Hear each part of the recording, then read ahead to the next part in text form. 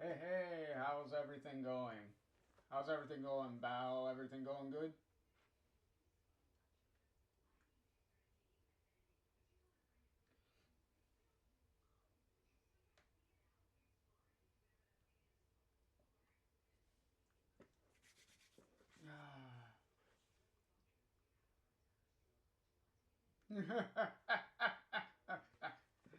uh, I definitely know how you feel back in the day when I used to, anytime it was the weekend or whatnot, or in your case, with you being sick and whatnot, that once you're well enough that you're like, oh, now I have to go back to school. I'm not sick enough to stay home anymore. uh, uh, I definitely remember how that goes. What do we got? Especially going back to practice. uh, you just got off the shelf, and then they're gonna put you right back on the shelf again.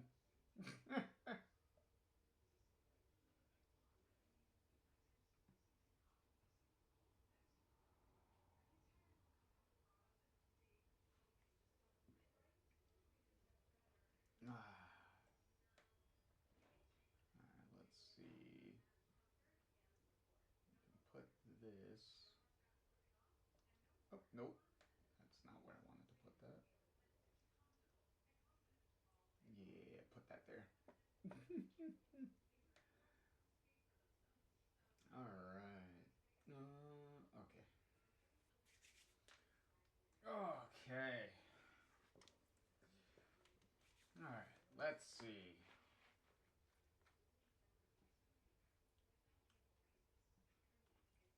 Let's see. So, uh, so last time, we were able to start running through the I believe we were running through some of the True Colors characters last time, and in our last part of the tier list here. Uh,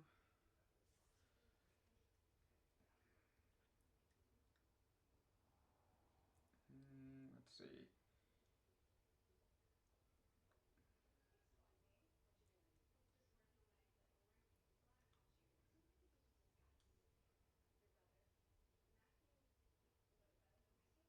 Yeah, you the I caught that last time. Yeah, that that was not that was not the best of news.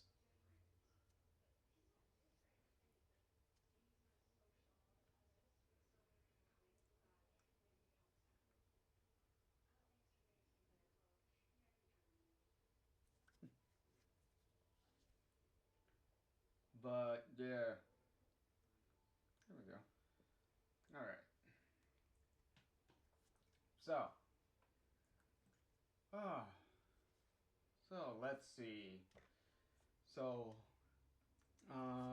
so we got through a bunch of the True Colors characters last time.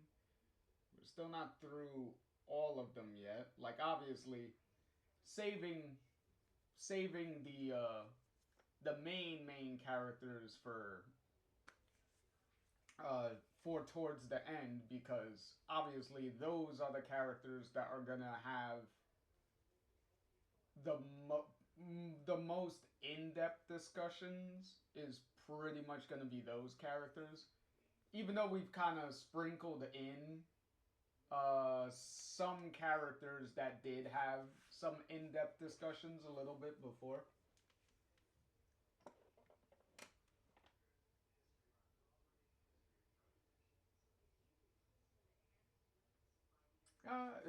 It's fine. It's fine, Bao. Whenever you can catch them, Whenever you can catch them, you're always welcome. And as always, they're always, well, I can't say they're always going to be archived on Twitch because they delete them after a while, but they'll always be archived on the YouTube channel. So as always, as soon when these streams are over, they'll be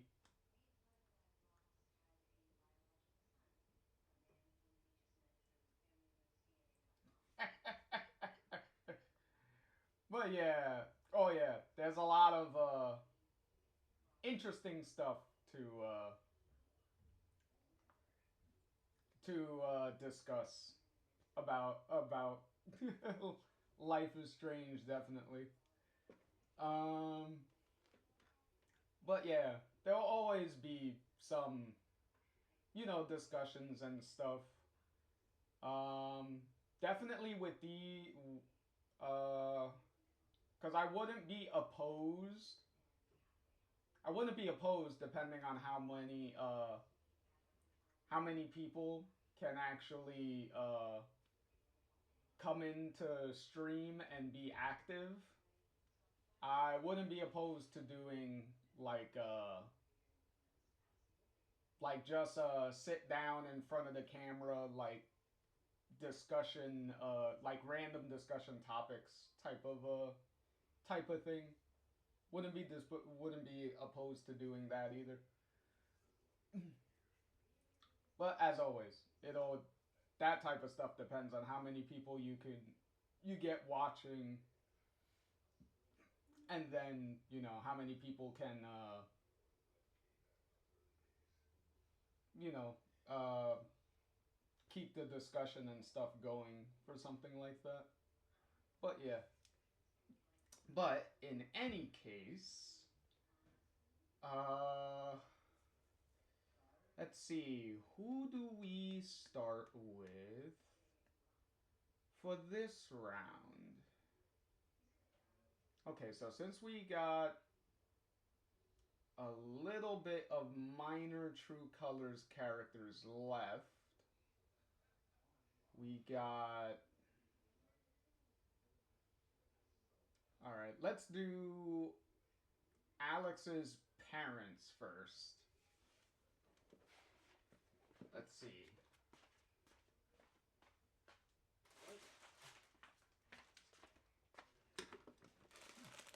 See if Alex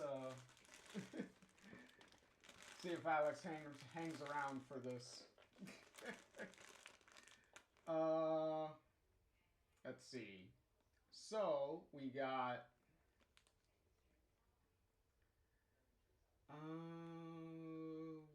okay, we'll go with the mom first. Does the mom even have a name? Because I don't believe in the game that the mom is actually named. Let me see. Characters.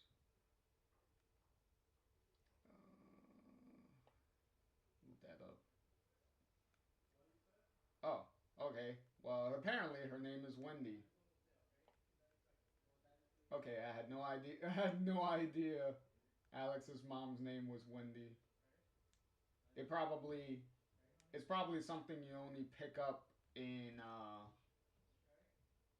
probably in a written note or something.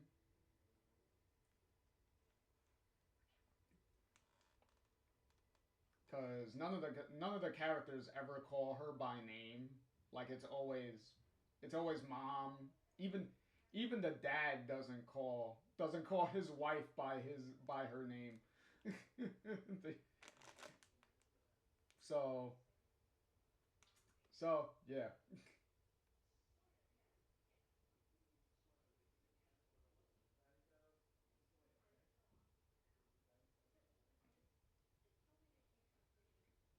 Oh yeah.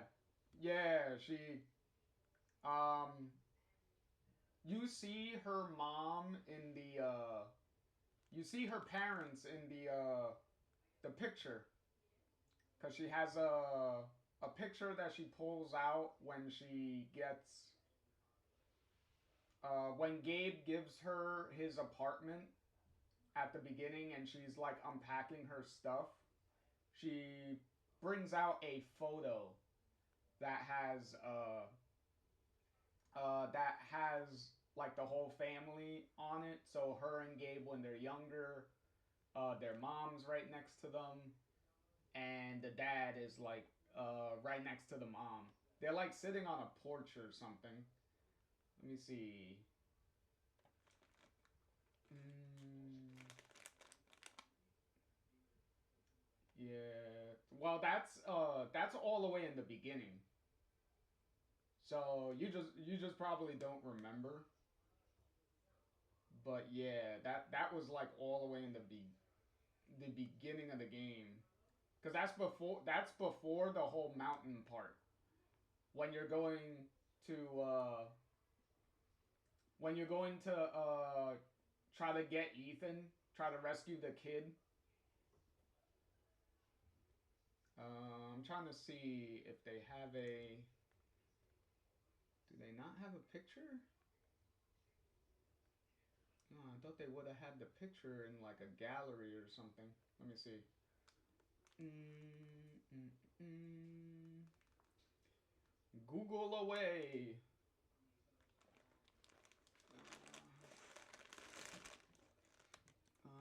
Life is strange.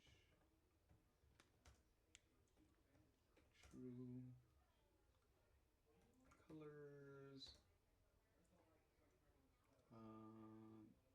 Alex family. Family. Oh, there you go. Family photo. No images. Do we show it here?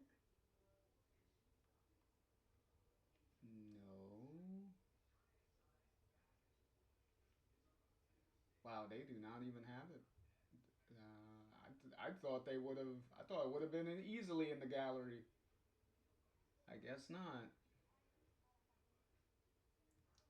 For the love of God, I see the Polaroid picture that Alex takes of Ryan and Steph drunk. Like they have that picture here, but they don't have. I'm surprised they don't have the family photo. That's weird. Let me see. Where's my where's my True Colors playthrough? Oh, there it is. Let me go. No, not wavelengths. There we go. Let me zoom this in.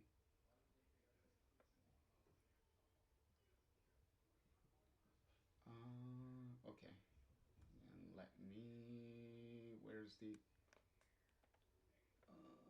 Where is the? Hmm.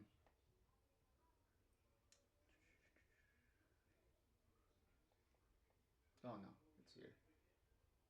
Looking at the wrong one. There you go. Oh. Okay. I have no idea. It says it's. Yeah, it says it's in that mode, but for some reason it's not. Hmm. Weird. Okay, there you go. Okay, I just had to. For some reason, I had to go it on. 4 pairs of shoes is necessary. Well, maybe, because depending on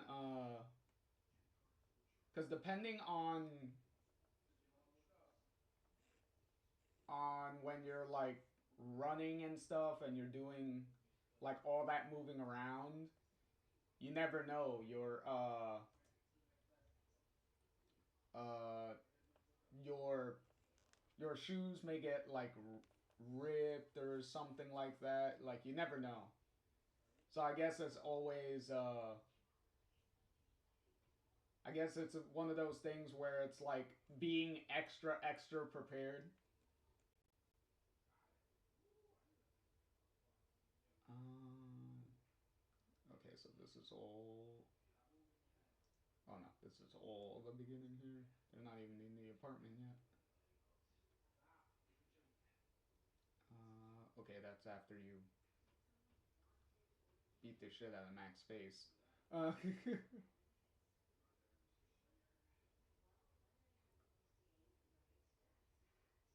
Shoes, cleats.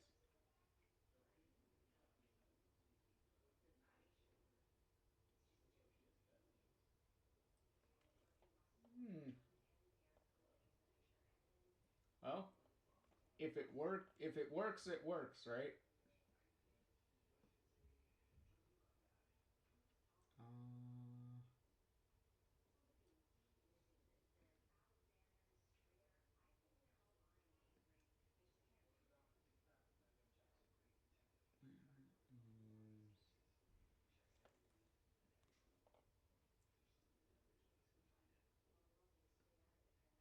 Uh, no, that was the singing part. Oh no, and then I leave downstairs, so that is not it.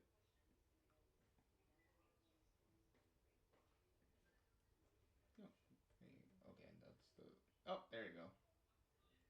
Okay, there you go. That is. This is exactly what I was looking for. All right, here it is. If you can. Okay, well, me zooming in makes it smaller for some reason.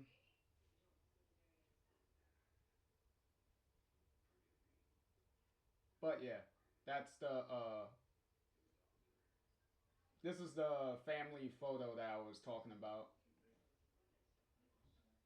Because Alex has this one, which excludes the parents, but Gabe has a full copy of the photo on his dresser. So you get like the full photo with the dad here and the mom here.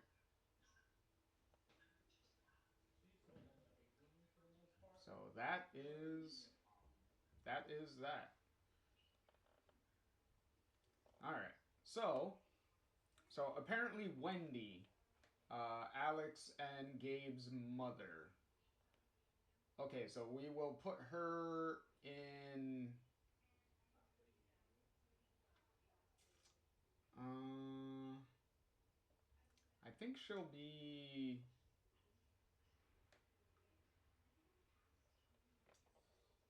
I think she'll be. Where is it? She'll be at the.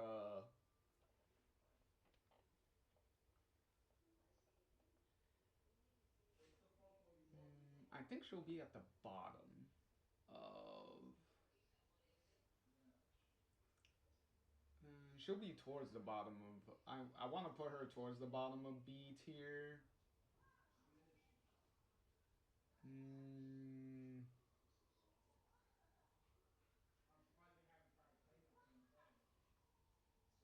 probably. Where is it?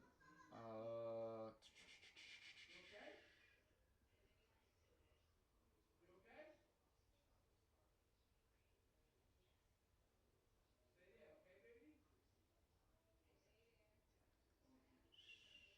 Okay, so we'll put her. Mm, now we'll put her a little bit behind Drew and a little bit behind Drew and Mikey's dad. But yeah, we put her there. Well, mainly because there's not a lot to her, because she's only in like one flashback of the game, like right at the end of the game in episode 5, when Alex is going through her uh I guess you could almost call it her near death experience, where it's almost like her life is kind of flashing before her eyes, type of thing, and she's kind of reliving some of her memories or what she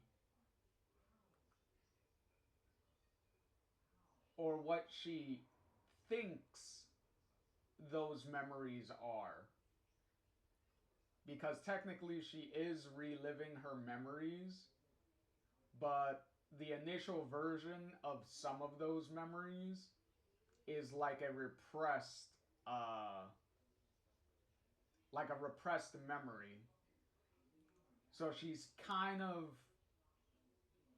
only showing like half of the truth, and then later Gabe's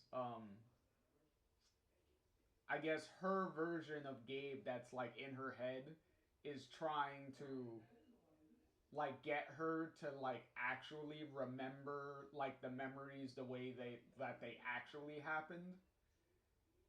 And her mother is her mother is only in like the first memory. So, and the main reason she looks like how she looks like in this photo, because she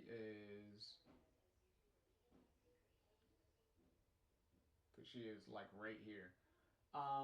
The only reason she looks like this in the photo, because she has the hat and she has the hospital gown on, is because believe I don't believe the game states exactly what illness she has. But whatever illness she has, it was terminal, so she was pretty much in the hospital, pretty much knowing that she was gonna die.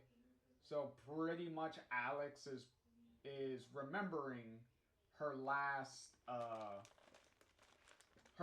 meeting with her mother, the last presumably the last time that she saw her mother alive, and pretty much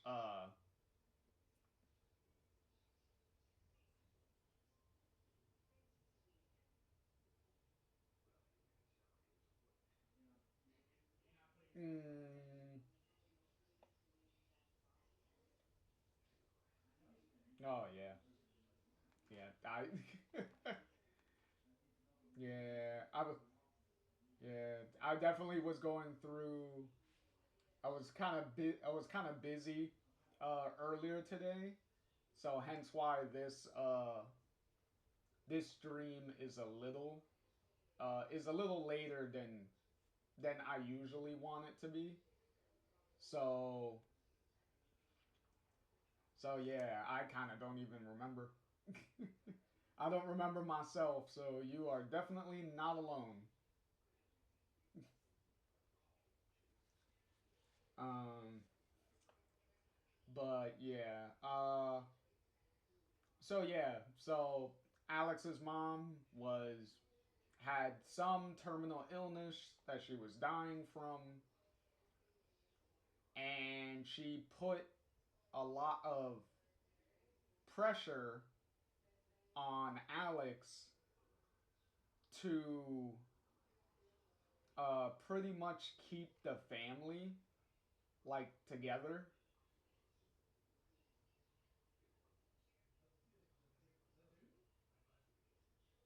Okay,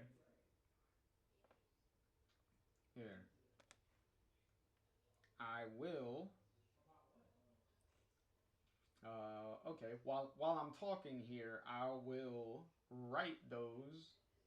Well, I'll put them in my little notepad here, so that way don't forget.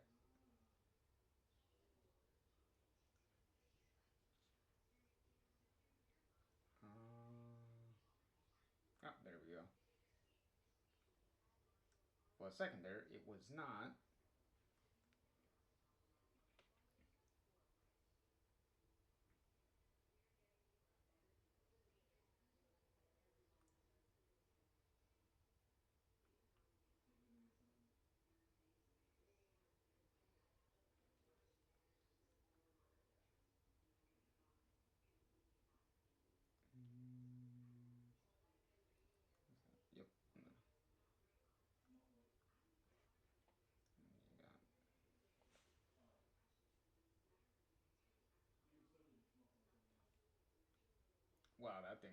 not even. Don't you just don't you just love when you're trying to type something and the thing does not type it correctly?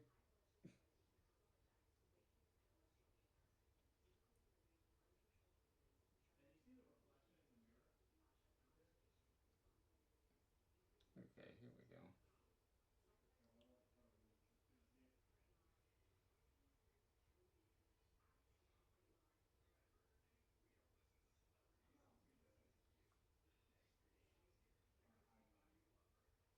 All right, there we go.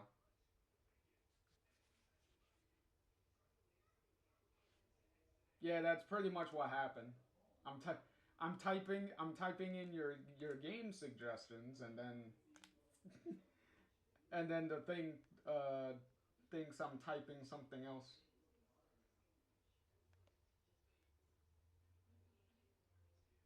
But the point is, I got it.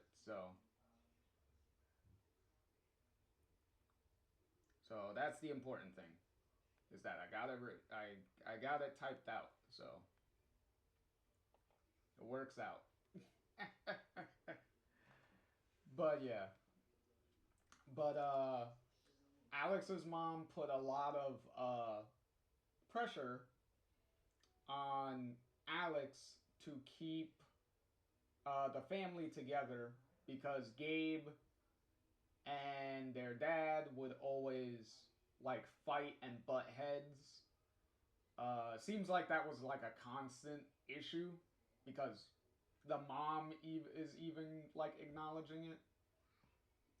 So what it seems like was the mother was kind of the one that was like keeping the family together, but since she's terminally ill and is going to die, she kind of I know what her intentions, but at the same time, Alex is. I don't believe they state how old Alex is supposed to be in this flashback.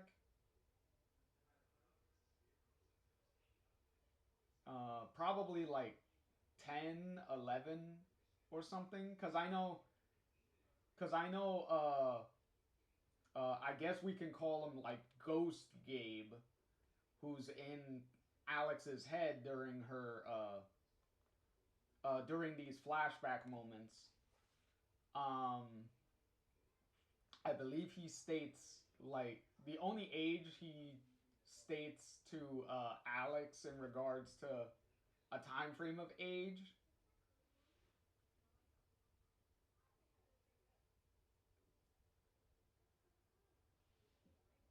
No, I don't. I couldn't tell you why that is. Me honestly, I feel like I'm not even. I I feel like I'm not even like really uh doing anything really special. So I wouldn't be able to tell you to how that is. I just think my I don't know. Maybe they have a lot of effects or something in their stream or something that makes it laggy. I don't know. Or maybe it's the fact that I'm not doing a like I'm not playing a video game right now. So maybe that's the reason. Maybe if I was playing a video game, maybe that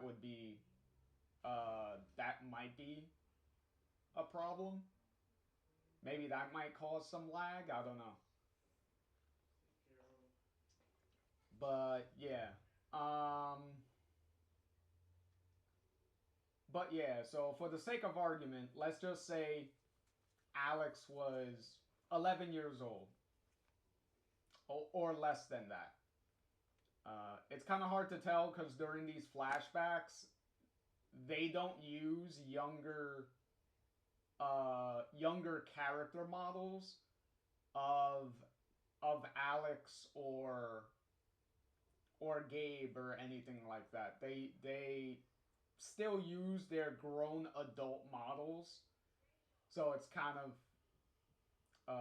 for me it was a little distracting because I'm like a lot of these emotional scenes for these flashbacks would have hit a lot harder for me as far as like the emotional like impact of stuff if they were like kids, if they did have like kid models and stuff, it would hit more emotionally.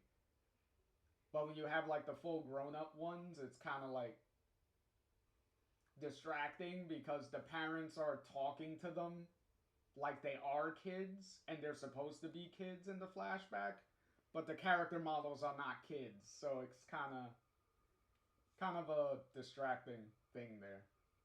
I don't know why they I guess maybe they didn't have enough time to make kid models cuz I know cuz in the original Life is Strange, you had the young models for Chloe and Max. So when you had those flashbacks when they were younger, you had the younger models there. So it made more sense. But in True Colors they didn't do that. So I guess I don't know. Deck 9 I guess didn't have the resources to do it or the time to do it most likely. Um I guess Don't Nod was able to plan ahead and they were able to make the kid the kid models of Chloe and Max in the original game, I guess. Um, and then Deck Nine would be able to use uh, those kid character models of Max and Chloe in the farewell DLC and just uh, switch them up a little bit. So at least they were able to also use those models. So, but in True Colors, nope, nothing like that happened. So I have no idea. Uh, but yeah, so her mom kind of thrusted that responsibility on her when she was obviously way too young to do that, and at the same time gave her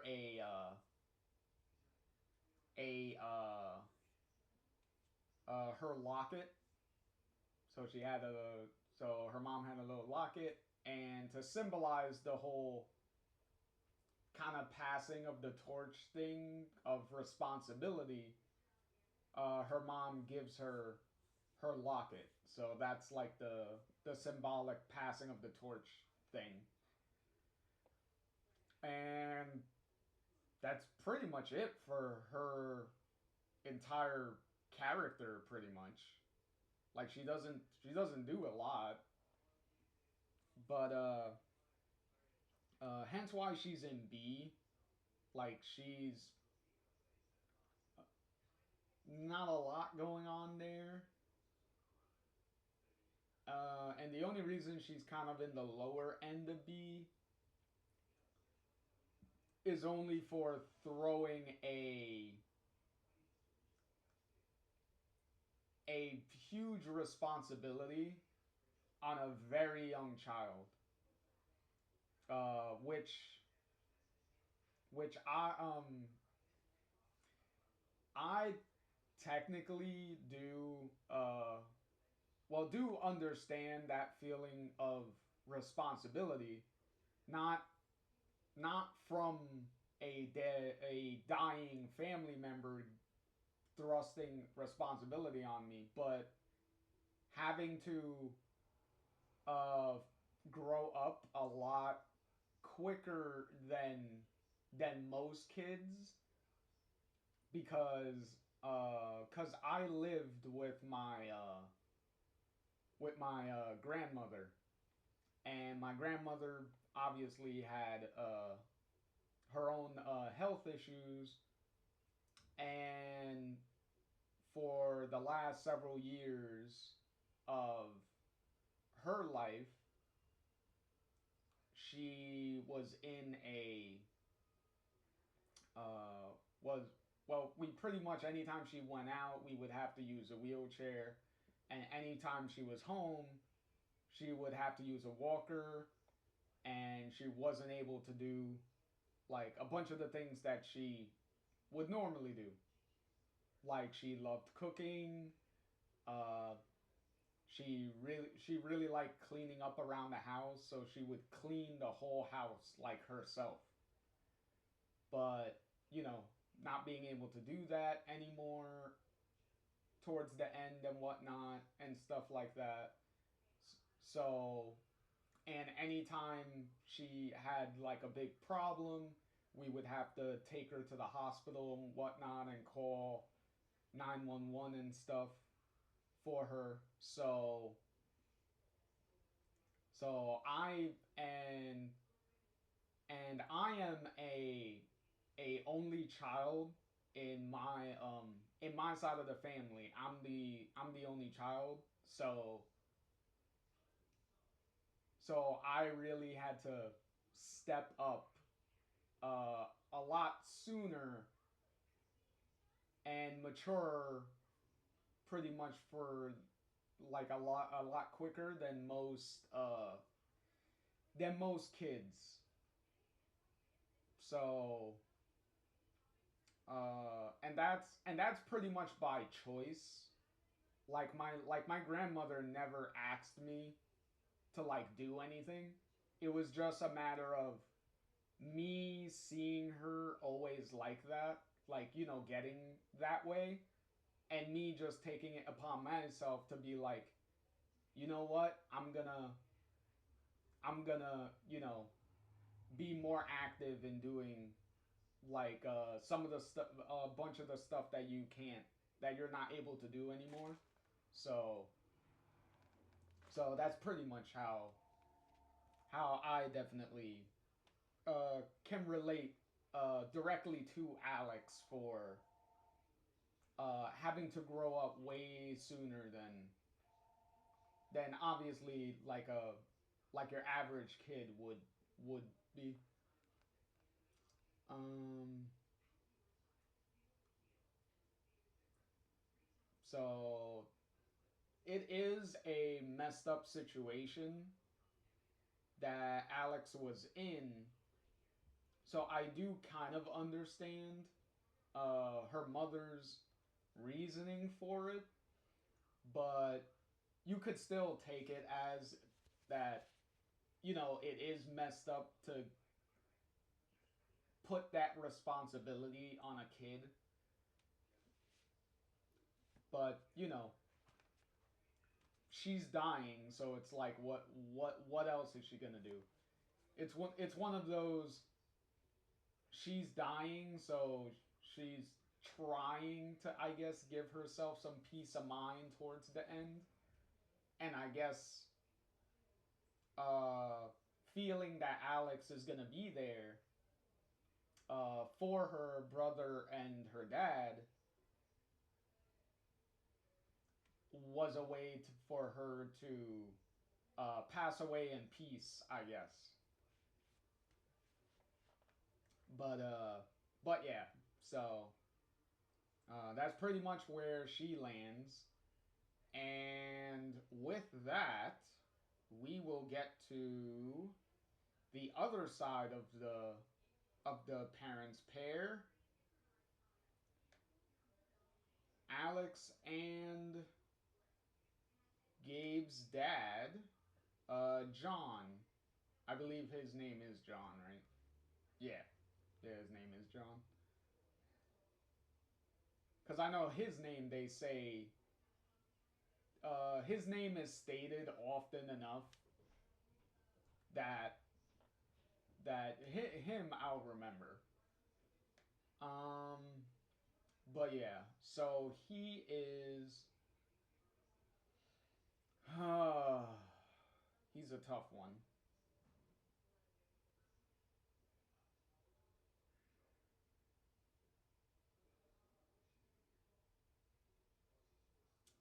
he's definitely gonna go below Karen. Because technically, John and Karen are very similar in what they did. So, uh, yeah, I'll put him below, pretty much right below Karen.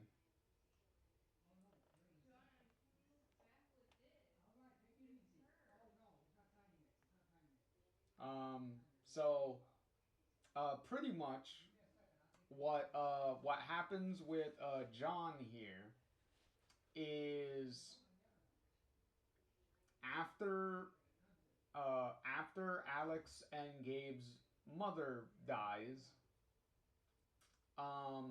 Alex is, you know, having a hard time keeping keeping her brother and her dad from fighting amongst themselves, and it then it pretty much comes to a head at a point because one of Alex's flashbacks pretty much shows the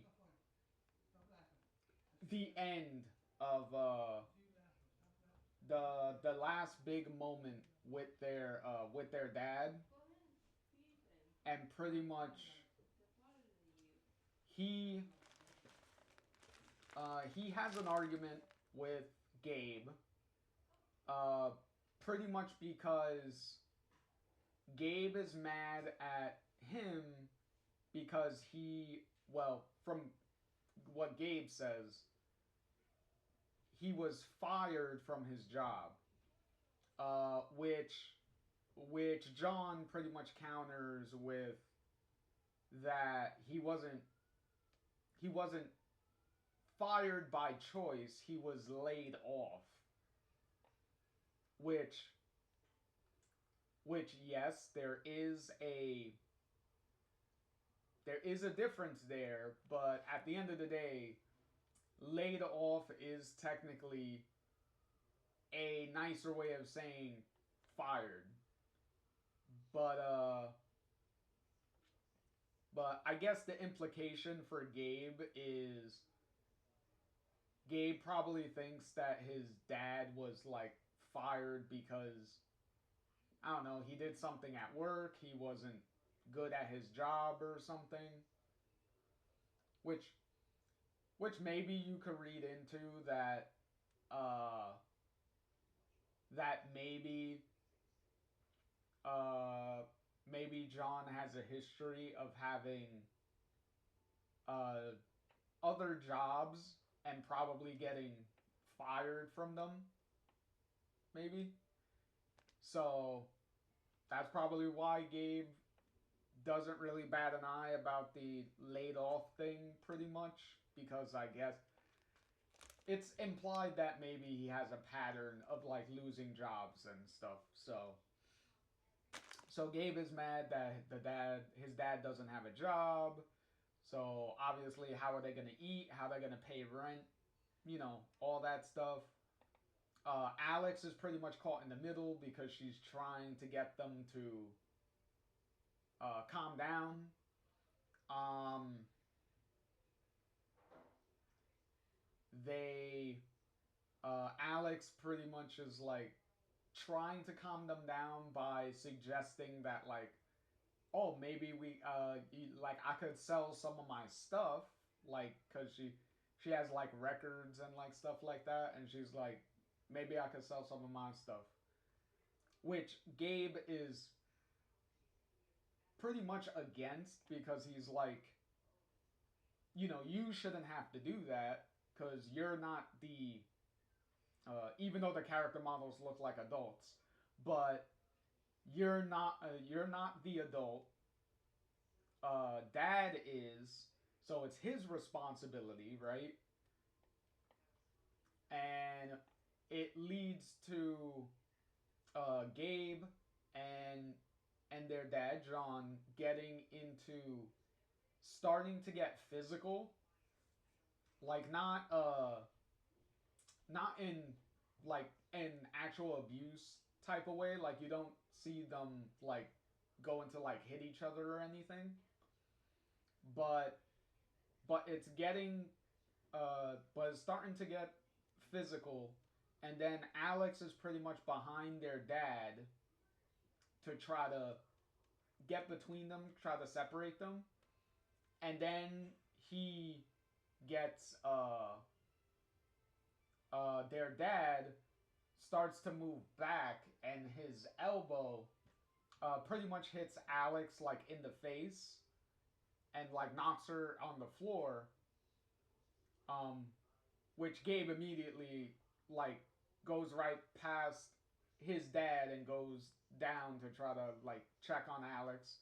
And then meanwhile, the dad is freaking out now because even though it was an accident and Alex is okay and she's telling him like, "Don't worry, I'm fine," he's freaking out because now he's like, "Okay, this has gone too far. Even though I didn't mean to hit my own child, I did hit my own child."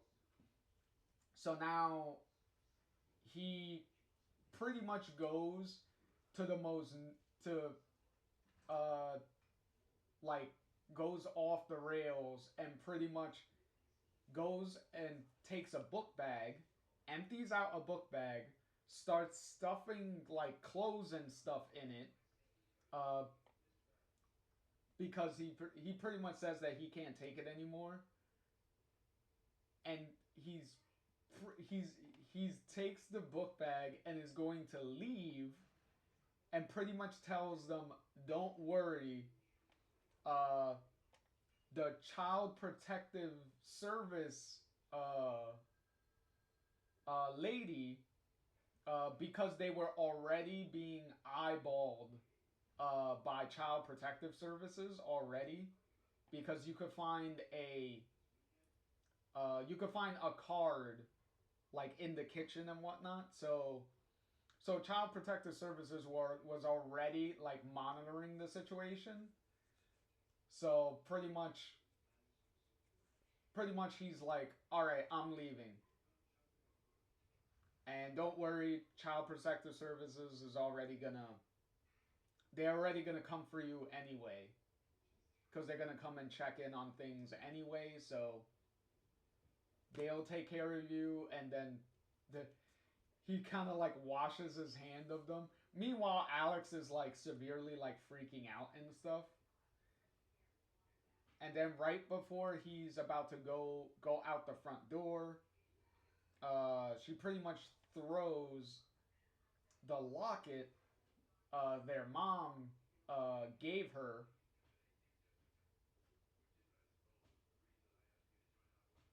Oh yes, Triune. Yeah, we're talking about we're ranking Alex's dad right now. So hence why we're talking about Child Protective Services, because their dad walks out on them, and that's how Alex gets yeah, that's how Alex gets into the whole foster care system and all that stuff. But yeah, as I was saying, Alex throws uh, their mother's pendant uh, at their. She's. I'm pretty sure she was aiming to hit her father with the pendant, but instead of hitting him, it goes past him and hits the doorway. It like bounces off the doorway. Her dad sees it and then picks it up, takes one last look at both of them, and then leaves and shuts the door. And that's the last time and that's the last time they've seen him. So yeah, it's a really heavy scene.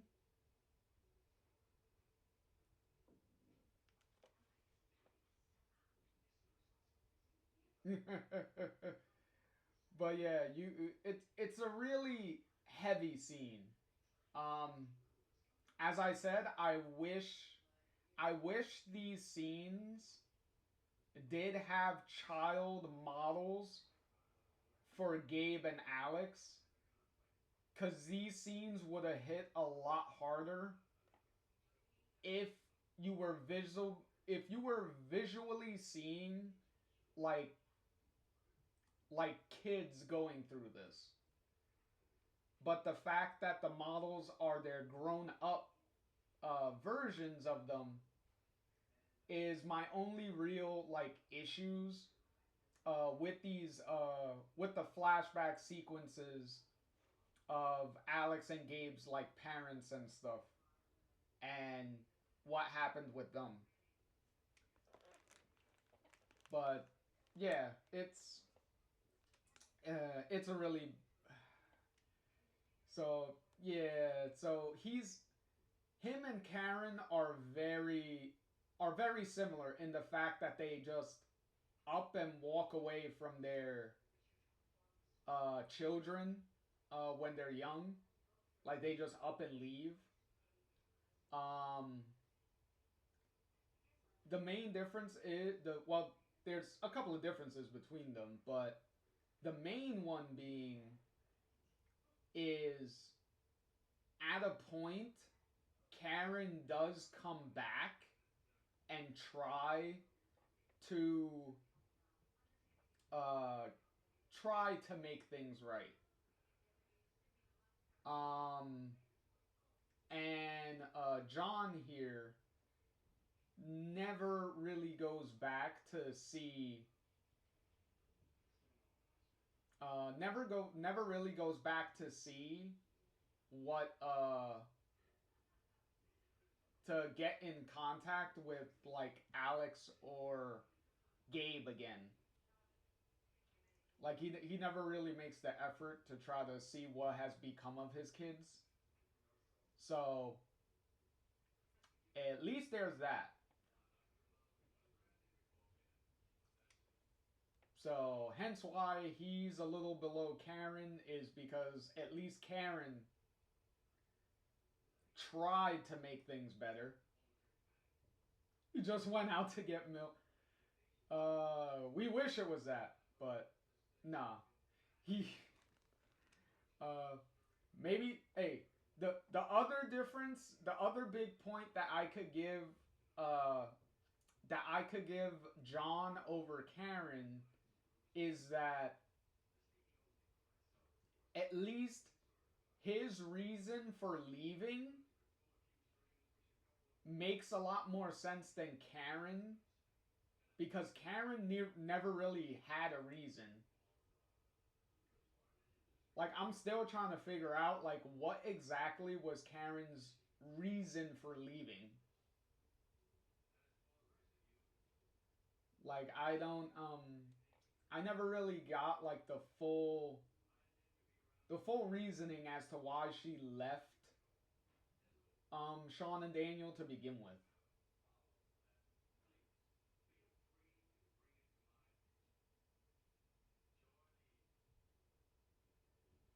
She was being a kid. Well, it is in the name, but yeah,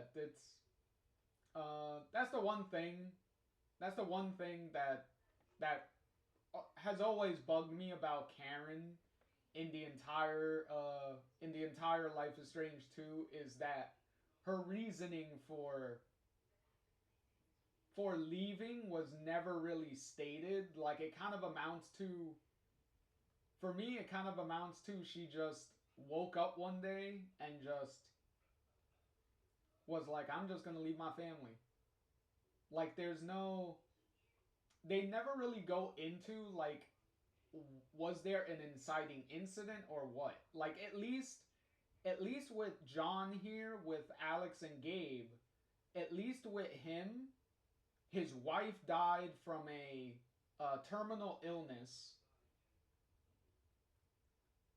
and so he immediately was like had two kids to take care of on his own, which he tried to do for a while, and then losing his job, being laid off, losing his job, and Karen left to talk to the manager.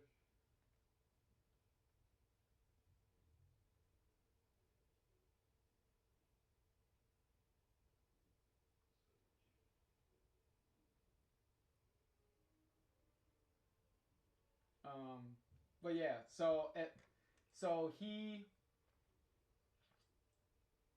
and then the final argument with Gabe, and then him accidentally elbowing Alex in the face was enough to push him to pretty much be like, okay, I had enough.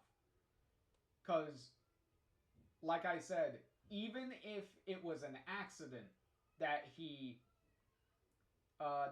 struck Alex, which is an accident, 100% an accident. He didn't mean to physically hit her. The fact that that happened was enough for him to be like, even if it happens by accident.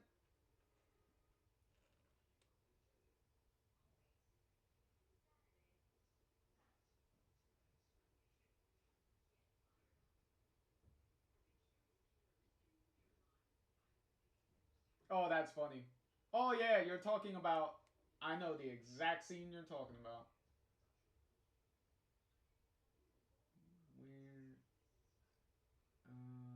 Where? No. Nope. Nope. That is not what I want. Go back. Where's my? Where is it? Oh, there it is. Oh, plus. Yeah, that's what I'm getting at.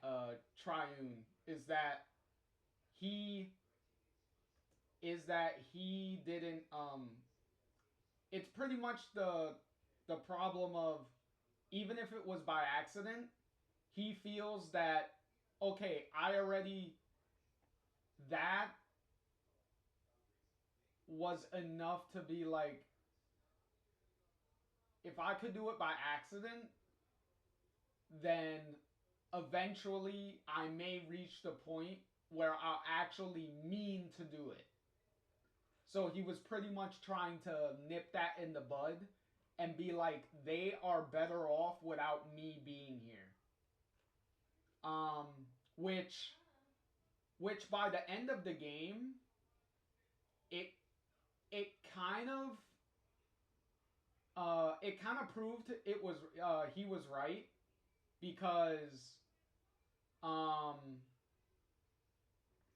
because Alex, because yes, Alex was in the foster care system for so long. She pretty much never got adopted, so she pretty much grew up in the entire foster care system until she aged out of it. Gabe, initially he pretty much grew up in juvie, because he ends up going to juvie for like a while. He does get out and starts a life for himself, and it does pretty much work out for him. He did end up with Charlotte for a while. Kind of become a stepdad to Ethan, which is really sweet, because their like surrogate father-son relationship is really good. Yeah, yeah. But I'm saying, in the end, their father leaving them, like his reasoning of thinking like they're better off without me. Initially, yes, there was a lot of hardships that they had to go through, but in the end, they did become better off. So it's one of those like bittersweet things for them.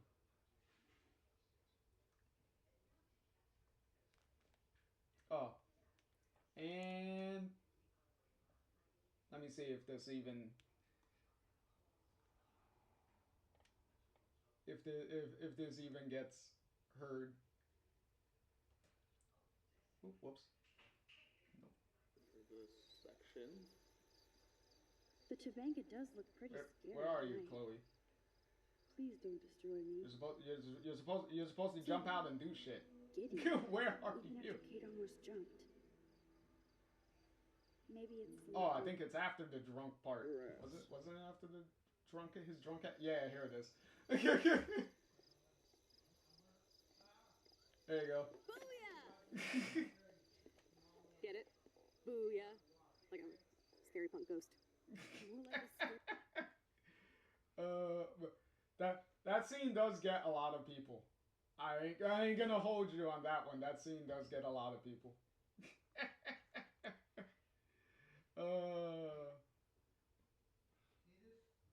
But yeah, yeah. Um, uh, but but yeah. So I do see his reasoning. Um, Thankfully, it worked out for it. It technically worked out for both of them in the end. In the long run for them, but you know. But hence why he's that low, because obviously, you know, leaving your kids is not a great thing to do. But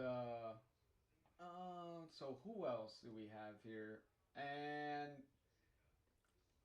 let's round out the supporting cast of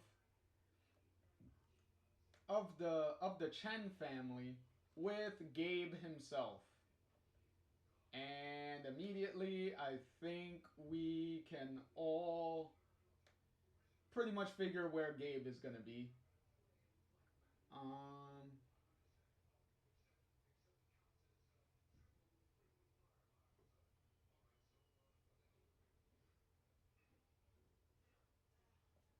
there you go. I'll put I'll put Gabe right there. He'll be right in between Lila and William. So yeah, that's where he goes. That's where I'm putting him. Obviously, of all the of the trope of that Life is Strange has with having the first episode and somebody dying. Yes, he is. Yeah, Triune. He is a great character. Um, with the because with Gabe, of all the Life is Strange tropes of within the first episode, a character dying, because in the original game you have Chloe, who does die in the beginning, but you know, time travel, we reset that, and then she's fine for the most part of the game. Um, and then you have Life is Strange 2 with Sean and Daniel's dad, who gets killed pretty much in the beginning. And then you have Double Exposure with Safi, for the most part. And Before the Storm has nobody because it's a prequel thing, so nobody dies.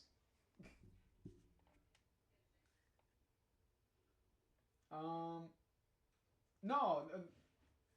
Well, obviously, his death is the inciting incident for the plot of the game to go.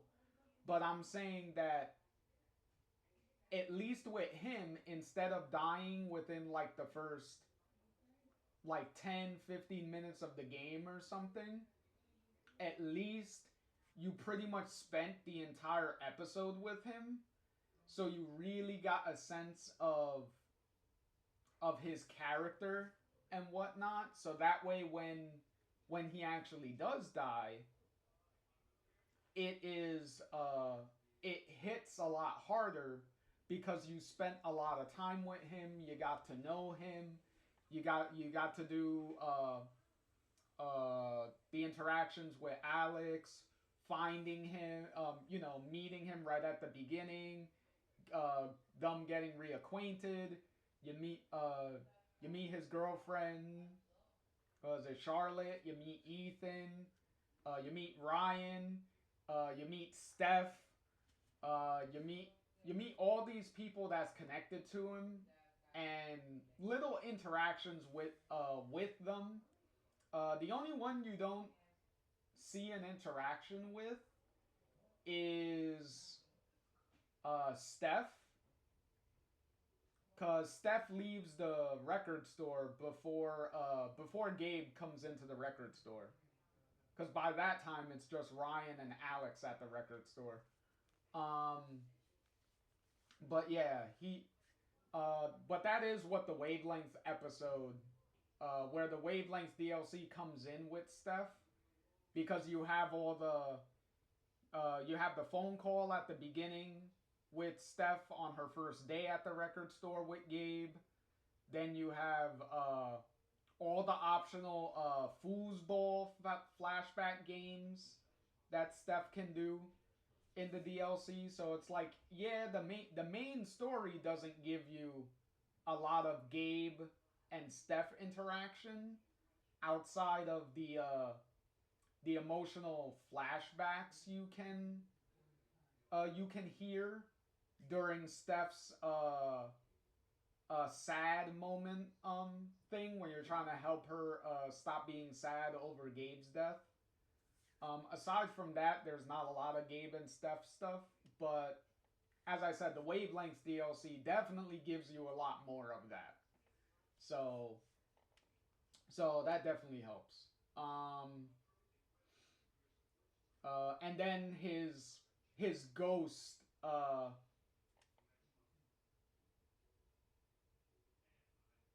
Oh yeah, the Critical Role Easter eggs. Yeah, all the Critical Role comic books and everything that were on the shelves. Yeah. Let's what was I gonna say? Oh yeah, and Gabe's ghost stuff at the in the final chapter during Alex's near death experience flashbacks. So all of those are really good. Like he's a really good character. I did enjoy him a lot. Cause he was also surprising. It was also surprising because when they announced True Colors, they pretty much, spoil Gabe's gonna die anyway in the trailer. But I was surprised at how much time you actually spend with him before that happens. So I don't think a lot of people were expecting Gabe to stick around for pretty much the entire first episode. So that was a really pleasant surprise that for True Colors was how long he was actually around for.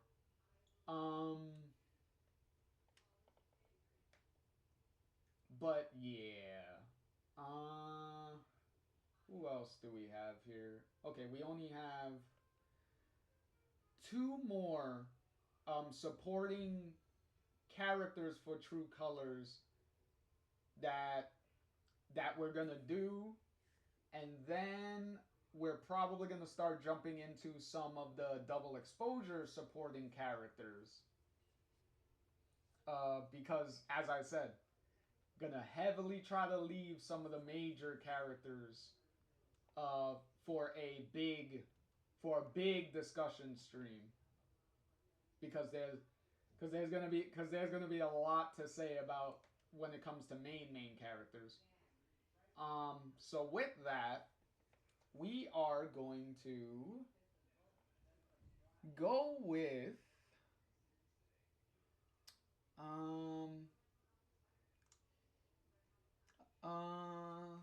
let's see, should we go? All right. Okay. So, should we go with a good character first, or a questionable character first? Because there's only two more supporting True Colors characters that we can do. One of them is good, and one of them is very questionable.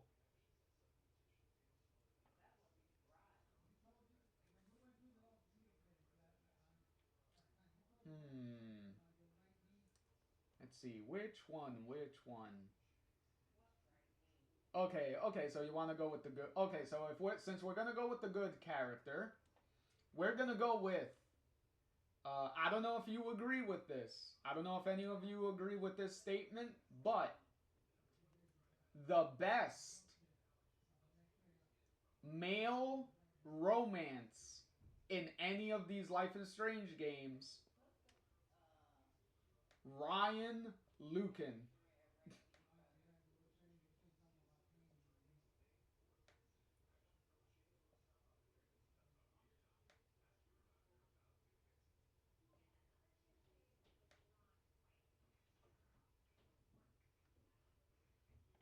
Oh, see, thank you. Okay, I'm not the only one. And I am going to put Ryan in. I'll put him right below Gabe. And the only reason Ryan is not any higher, I probably would have honestly put Ryan in S tier if it wasn't for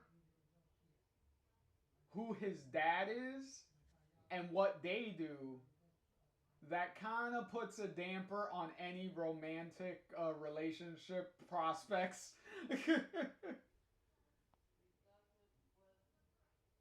Oh yeah, same for me. Same for me. Like especially me coming off of uh Before the Storm. Steph already made an impression on me in that game. So as soon as the trailer for True Colors came out and they showed Steph was gonna be in the game, and then when they confirmed that like yeah, Steph is gonna be your a romance option, immediately as soon as they said that, I was like, I already know who that's gonna be. I already know what route I'm going. There was no ifs, ands, or buts. But I will say though, massive kudos to Ryan because he made that choice a lot harder as I was going through the game. Because he was very, very, he had a lot of adorable moments with Alex and stuff. Um,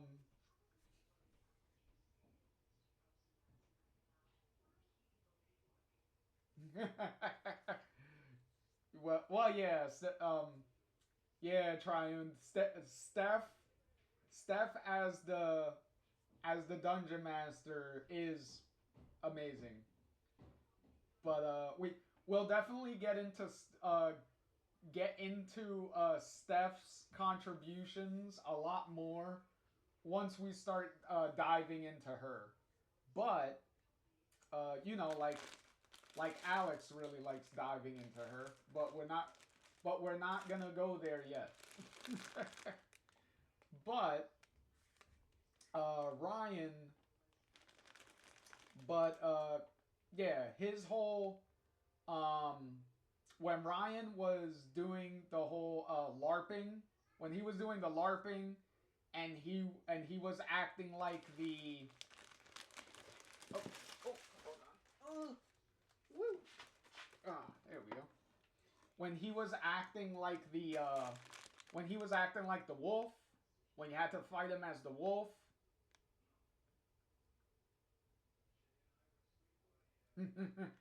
when he was acting like the wolf, when he was what was it, the water snake, the little serpent, and then when he was the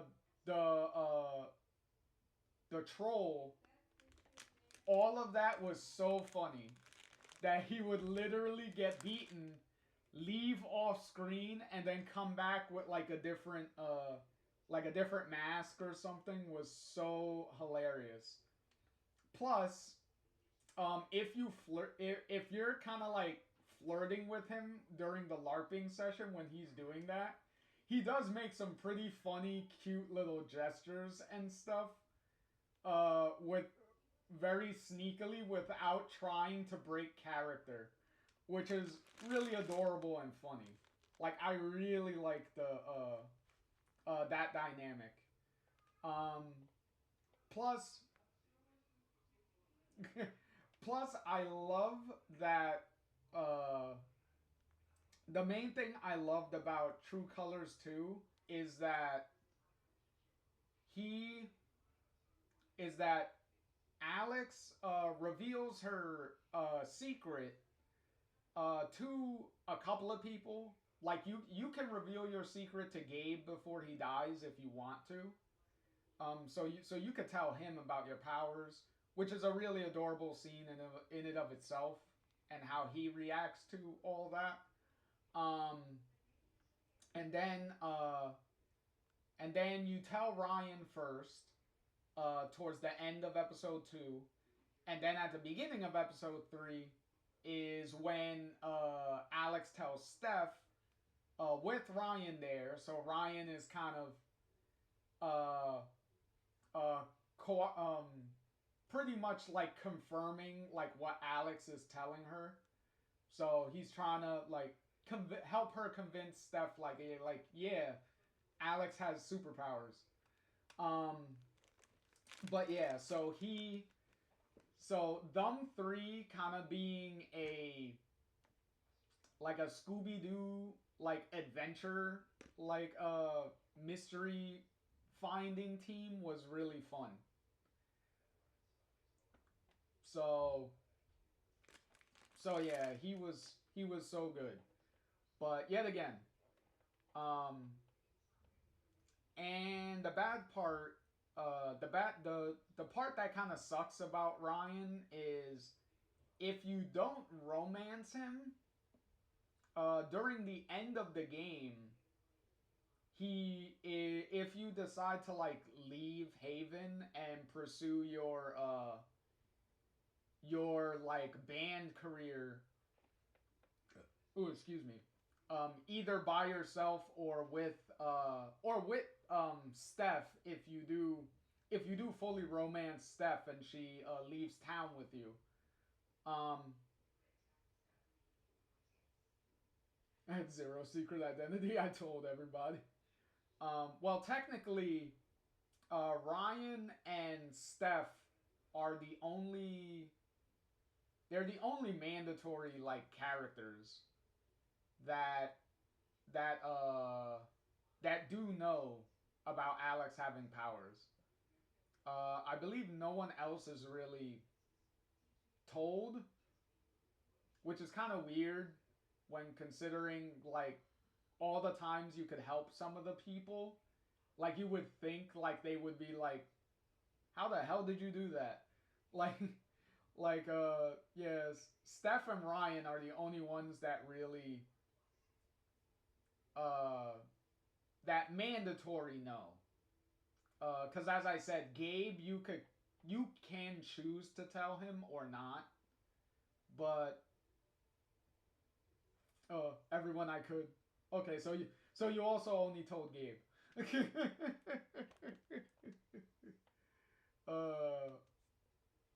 I told Gabe because I wanted to build reestablish the brother sister bond.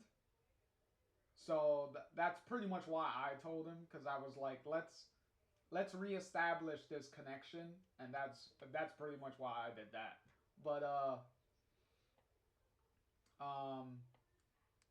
But yeah, back to Ryan. He is the best male romance option. But let's be fair,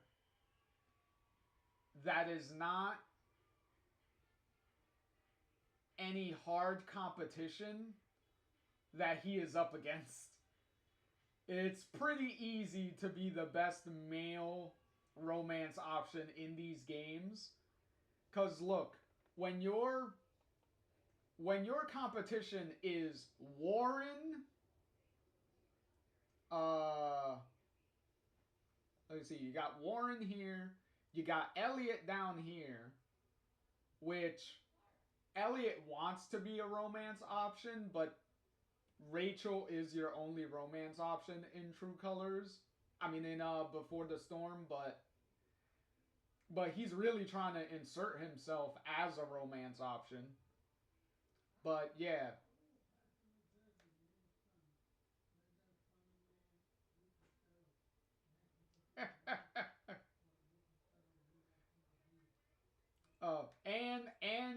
And Triune, you got ahead of me. And where is he?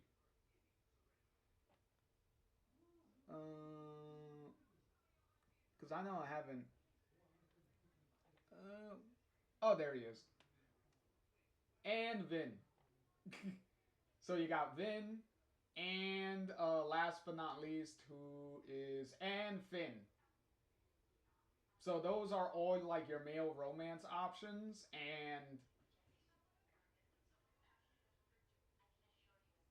none of them are really, besides Ryan, there's not really a standout one. Like Finn fucks shit up for that relationship because of the whole using Daniel's powers to break into Meryl's home and try to steal all the money. so he kind of ruins that relationship already, makes that relationship problematic if you try to do that. And then what was it? At the very least, Warren kind of makes himself a good punching bag at points. like Chloe said, he does. Yeah, like I'm saying, what Warren does. He takes a beating for Max, so that way she could escape, so she could run away with Chloe and reestablish that relationship. and he's also and to that point, Warren um, is able to lay the smackdown on Nathan later. So if you let him, Warren will beat the shit out of Nathan later. So Warren does get points for that later. And even though Nathan has his mental issues, and you can make an argument that Warren is beating up a mentally ill person, keep in mind, when Warren is beating him, Nathan did pull a gun out on him, Chloe, and Max. So I could argue that Warren is justified in self-defense of beating Nathan's ass.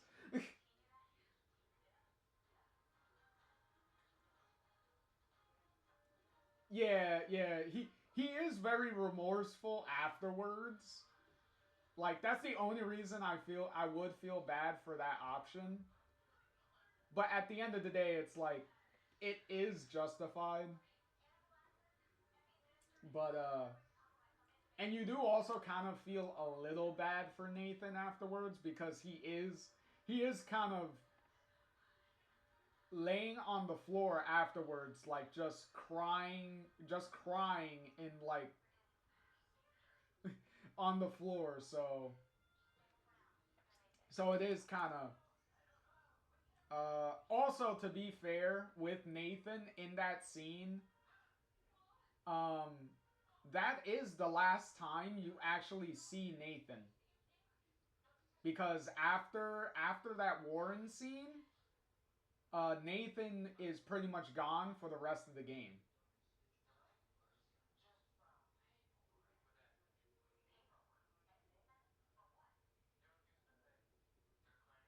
Yeah, you are right. It is the closest. Warren beating up Nathan is the closest that the player gets for actually doing that. So, plus somebody had to do it. and for Max's character, it wasn't gonna be her. Like, I don't see Max beating up Nathan at a point. The closest Max got was scratching Nathan's face.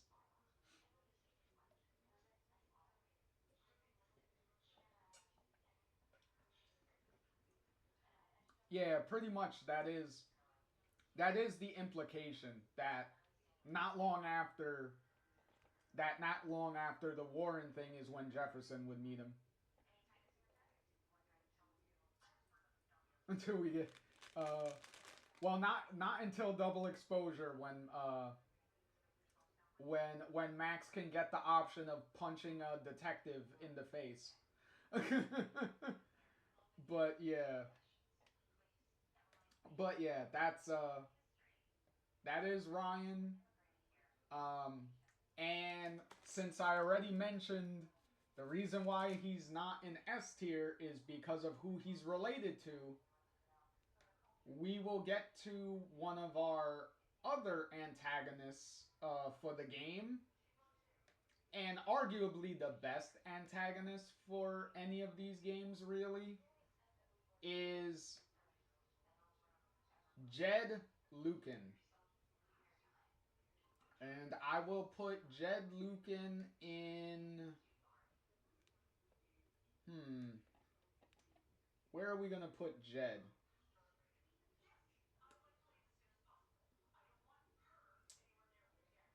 So Jed is going to go...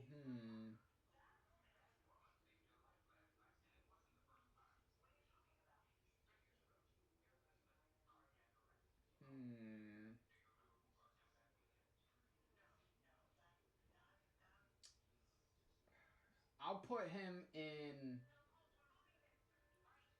I'll put Jed at the bottom, towards the bottom of A tier.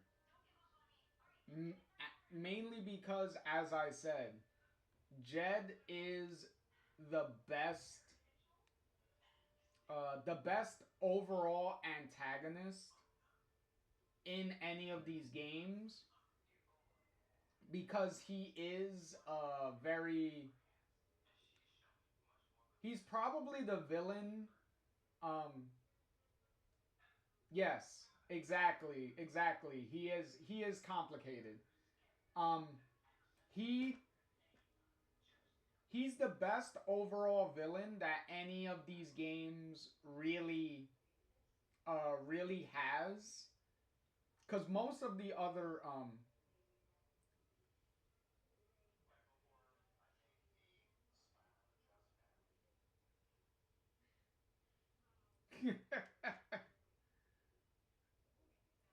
well, technically Kate is above Lila. Kate's up here. So Lila's at the top of A tier, and Kate is up here in S tier. But yeah, Jed, because Jed is...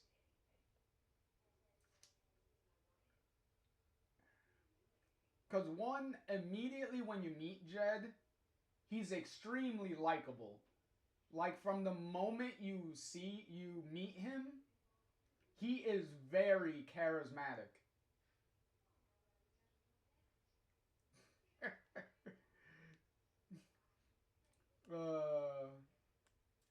She's... Kate is doing the Jesus walk up there. Instead of walking on water, she's walking above all the other characters below her.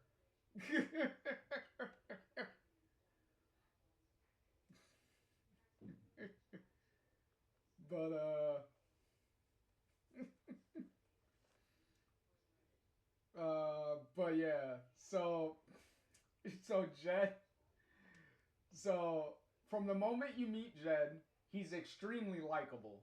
He's extremely charismatic right at the beginning. I'm gonna be delusional and imagine it the other way around. That's funny. It's fine. Oh, but yeah. So Jed. So Jed's really charismatic. His um his uh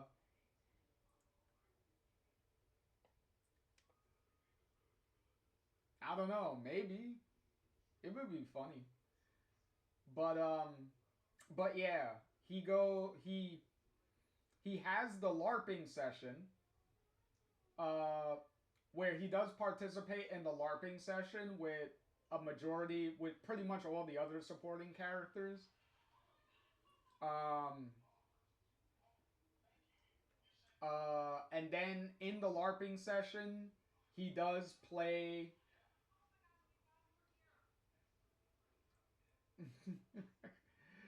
uh I uh I'll I'll hold my tongue on that one.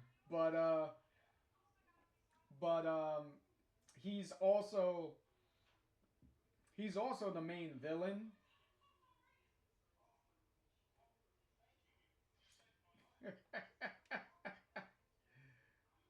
Well, here's hoping. Well, here's hoping she'll show up. If they do a Life is Strange 2 continuation of any kind, having Lila around wouldn't be the worst option to go with. It would be kind of the best option to go with, but you know. But yeah. But he plays the main villain of the LARPing session. Uh which is also True Color's way of kind of telling you that Jed is going to be the main villain by the end of the game too. So the game kind of spoils that. Um, but on the flip side,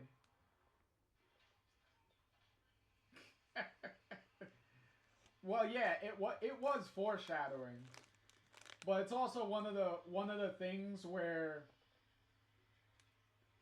you may have told your audience a little too clearly, like be too suspicious of him, which is like which is like a fair it's a fair point, but it's like, hey. But he's where his complexity comes in is his whole uh savior image that he has for rescuing rescuing the miners from the mining accident that happened in town like many years ago. Um, he, which is not entirely untrue. Like, yes, he did save some miners, but the whole cover up situation with that was he was the cause of the accident to begin with. The miners told him that they shouldn't continue digging because they had a feeling where they were digging was like, okay, we need to stop because this area where we're digging is not safe. And Jed was very headstrong and was like, no, we're gonna continue and we're gonna keep going. So and he was in charge of the dig, so his decision was the decision they were gonna go with anyway.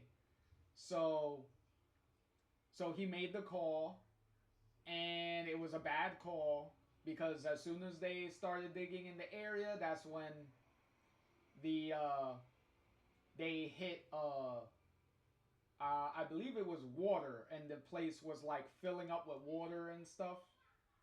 and they had to leave, and the people that were farther back weren't going to be able to make it, and Jed had to make the call of how many people he was going to save, because if he tried to save everyone, then pretty much they all were going to die. So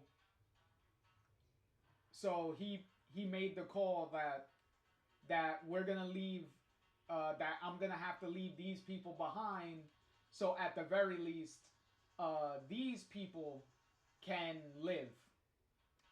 And which is a decision that continued to haunt Jed, mainly because he, going back to to Alex and Gabe's dad, where is he? He's down here. There he is.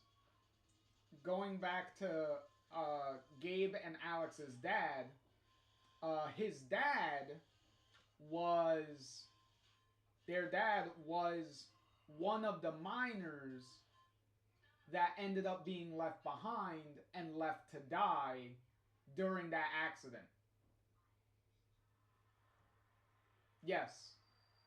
And which also explains why Gabe was in Haven to begin with, because you find out that Gabe was trying to look for their dad, so that way, because I'm pretty sure Gabe's original plan was, I'm gonna reconnect with Dad, make things right with my dad, and then hopefully after I do that, I could reconnect with Alex, and all three of us can try to start over and be a family again.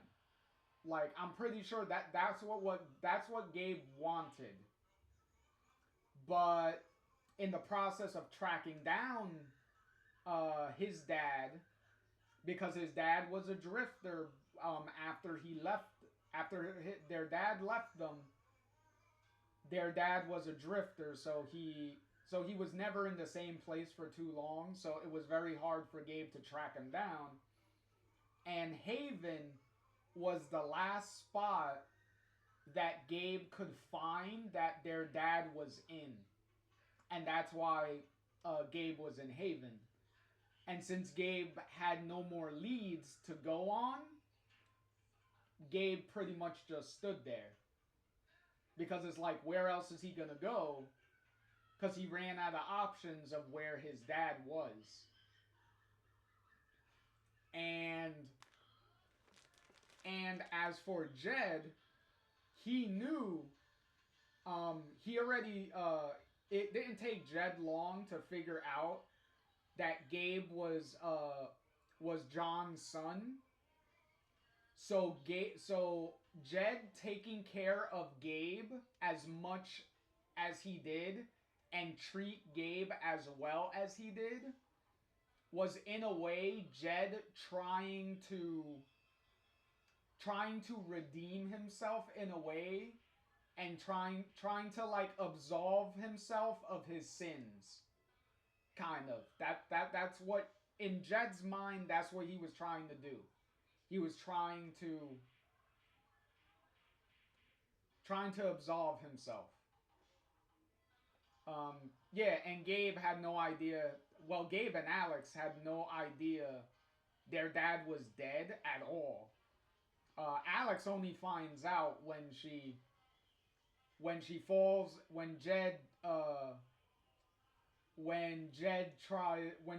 shoots her, and Alex ends up falling into the mine, and she just so happens to fall down the mine shaft that leads to where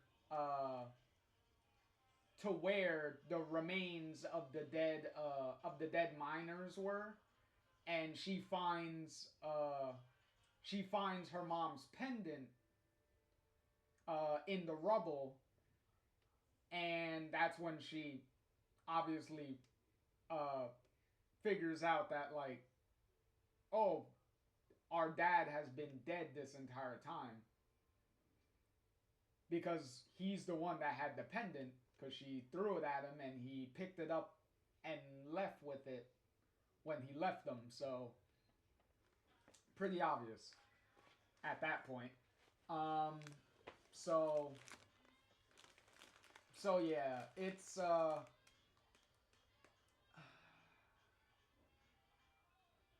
plus the fact that because if Jed was very like if Jed was like a ruthless killer that he's trying to be, because he at the end of the day he does try to kill Alex at the end. He is very like very nervous and stuff about it. So even though when he shoots her, he does miss, because the bullet only grazes the side of her face, the side of her head. So if he was more composed and like a lot more cold-hearted, then he most likely would have killed Alex, would have been able to shoot her in the head with no problems. But because of how conflicted he is with, with everything that he's done,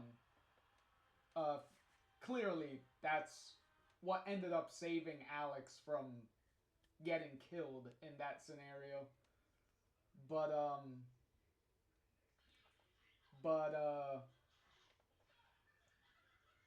yeah, because he's also the one that gave the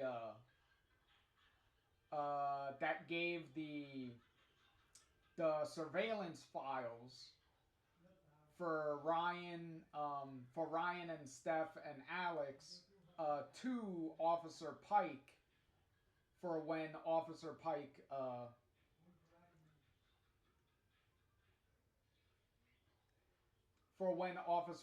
does the interrogation, the arrest of well, not arrest, but he takes in Alex to interrogate her, and those files that he has, we pretty much find out later when Jed has Alex at gunpoint that he's the one that gave gave the pictures and stuff.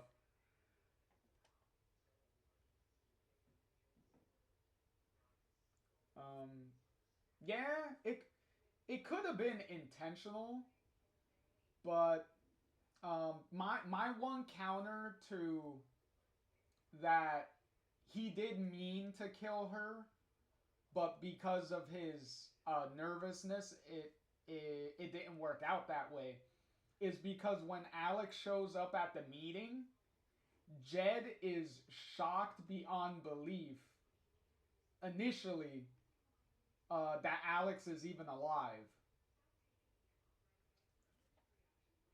Because he does show up,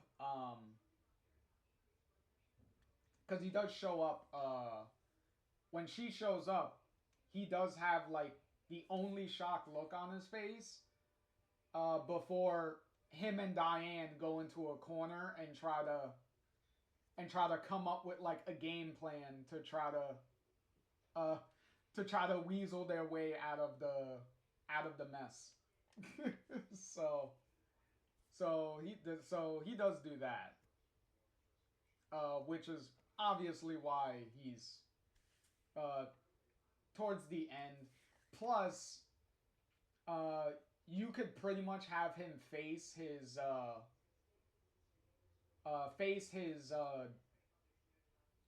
his demons and stuff, so to speak, when Alex does her I don't even know what you would call what she does at the end of the game, because it's almost like she like makes everyone else kind of like where is it? because it's kind of hard to explain. Okay, here's.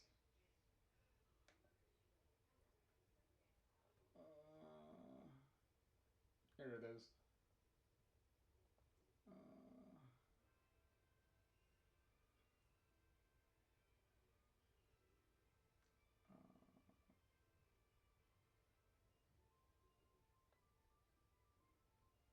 Here we go. Yeah, this whole bit, like, I have no idea what is this that Alex even does. Because everyone else around him is just, like, standing there. Like, I have no, like, do they even know, like, any of this that is happening? Like, I don't know, like, what any of this is that she does. Like, this is a very questionable power that Alex has, is this thing. Like, I have no idea what this is. Because she only uses it in this last scene here. And it's like, does anyone else know what's going on here? Because no one else, like, says anything. It's not like they're frozen either. Because you see Ryan, like, still, like, there's some movement from everyone else when everything goes, like, all dark here. So I don't know what this is, what's supposed to be going on here. But yeah, she like this power, I don't know. This power is very questionable on what the hell this is. But yeah, once you do that to Jed and make him pretty much like, you can either guilt trip him beyond belief, or you could like aggressively like lambast him. But either way he breaks down afterwards, like in a crying like heap, and then he pretty much becomes like the star witness to exposing like everything that Typhon has done. So he starts singing like a canary and pretty much exposes like everything that they did, the cover up and all that stuff. So there's that. Cause him and Diane pretty much do that. Like both of them. Oh, there's Diane. I was like, where did I put Diane? So Jed and Diane both become like the main witnesses to pretty much like take down Typhon by the end of the game. So there's that. So he's so yeah, he's very complicated. And then towards the end he does give Alex her father's like mining like a mining bomber jacket. Let me see. Do I have it here? I think I do. Because I think did I grab it? Because I'm pretty sure I did it. Oh no, that's the postcards from our Steph rendezvous. Oh yeah, there it is. Because he gives you the letter, which you can see right here, that he presumably sends you this letter from jail. So he sends you the letter pretty much saying that this is your father's jacket, and that that he intended to give this to Gabe, but he kind of didn't because but because I guess he was like way too guilty and didn't want to face Gabe about it. So he still kind of kept it, but he still kept it. He severely wanted to keep himself as guilty and remorseful as he can, because if he really wanted like no redemption, didn't want to have anything to do with the accident anymore, he would have gotten rid of this jacket. Like why keep it then?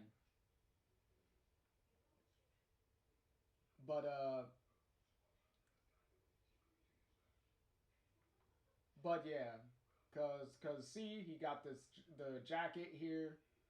So he gives Alex her father's jacket that he had for the mining crew. So he's still giving.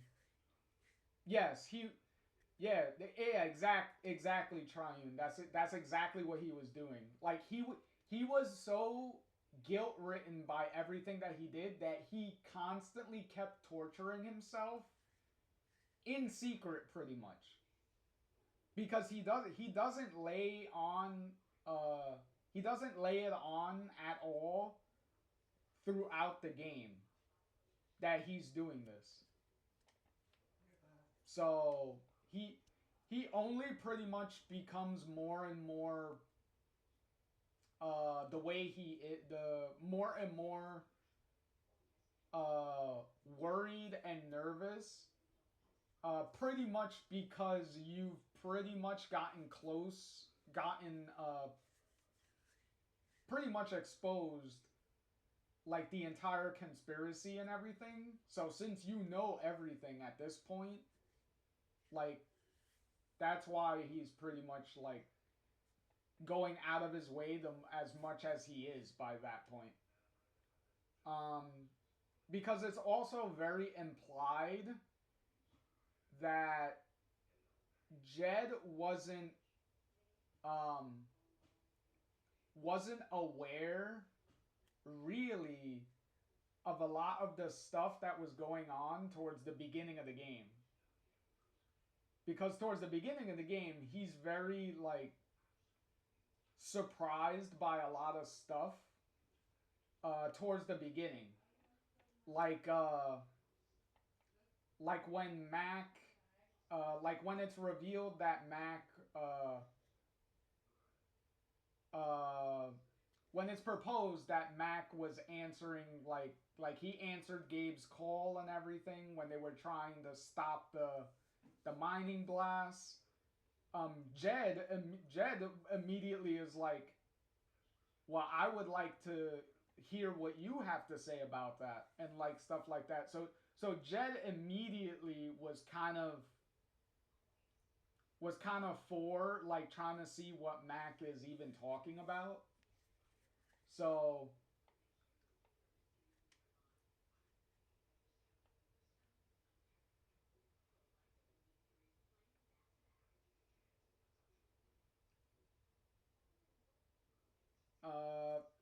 yeah, well the thing is, if he wanted to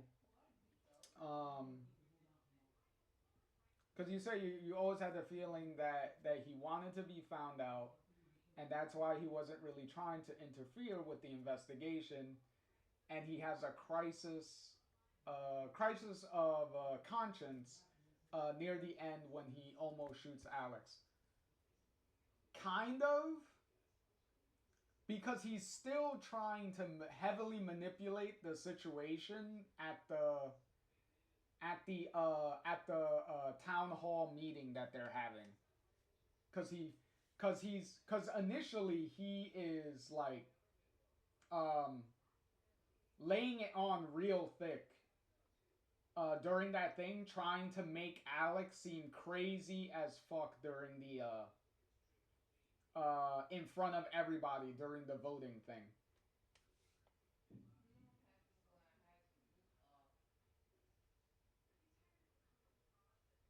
Yes.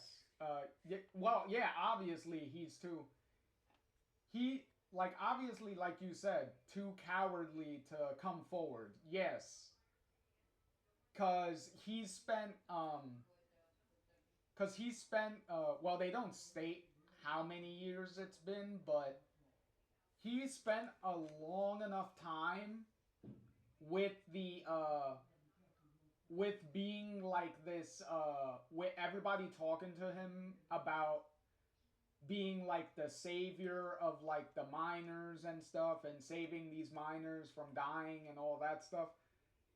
He spent so long with cuz it's like Alex said, um where is it? Cuz she says it, uh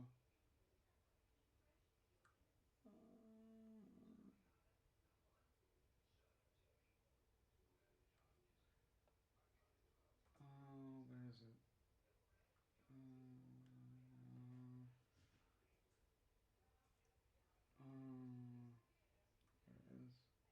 It's easier not having to think about the men you buried. You want to look away and pretend the people you hurt aren't people. But I won't let you.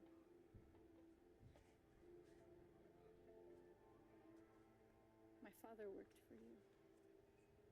His name was John. Alright, hold on. The red pilled him into feeling like he was a hero. Some of them. Let me see. Hold on. Here's because it's the ending line that I'm because it's the ending line specifically that He brought I'm. me here to be part of that family. But he died. Because of you.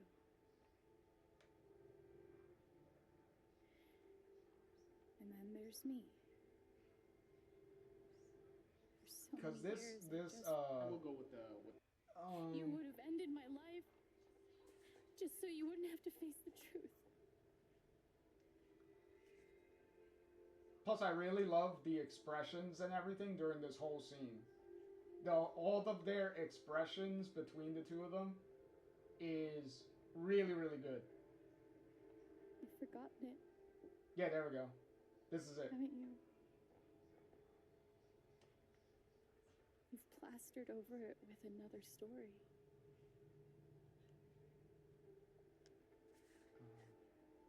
You tell yourself you're a hero.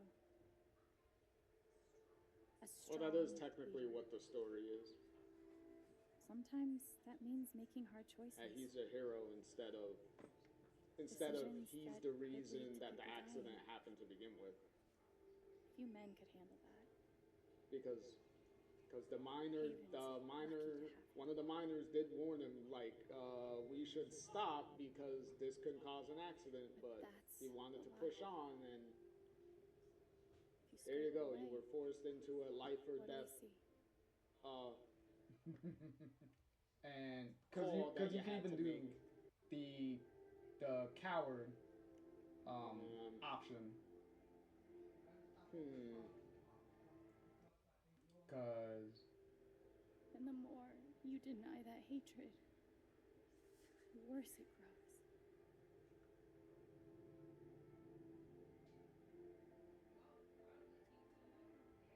I know who you are. I've seen the worst parts of you.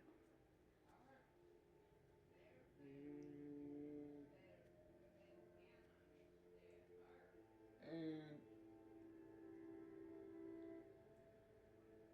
most of the time I do Well, forgive considering him. that Jed is, he's not an. Because most of the time I do forgive Jed So I by get the end, being forced patient and like. just so he can just so he could cry on the floor. But yeah, he does have those,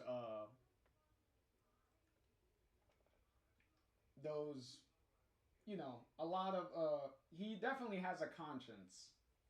He has a conscience somewhere in there that obviously Alex brings back up to the surface in that scene, because all the emotion and everything on the face, going through the gamut of emotions, because during that scene there's a lot of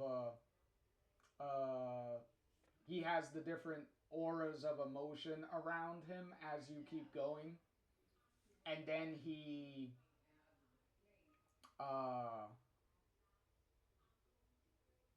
also a fun little thing in that scene too is, if you really pay attention to Alex when she's looking at him, you can actually see the colors of the emotion and stuff in her eyes. So it's one of those subtle things that like, if you're really looking at Alex, you can notice her the colors in her eyes as she's talking to him. But yeah, really, really good scene. Really goes to show with Jed, like how much more of a complicated character he is than just being, even though he does have the mustache for it, he could be a mustache twirling villain that he's not that. Even though he so easily could have been, but thankfully he was a lot more of a layered character than any of the villains we really have had in these games. So I will 100% give him those kudos. And obviously, performances and everything go without saying on how good pretty much all these characters. None of these people, no matter where they're ranking no matter where I'm ranking any of these characters, none of that takes away from any of the performances from any of the actors. All of them do great. I'm just strictly I strictly just rank these characters off of how I feel, how much I feel they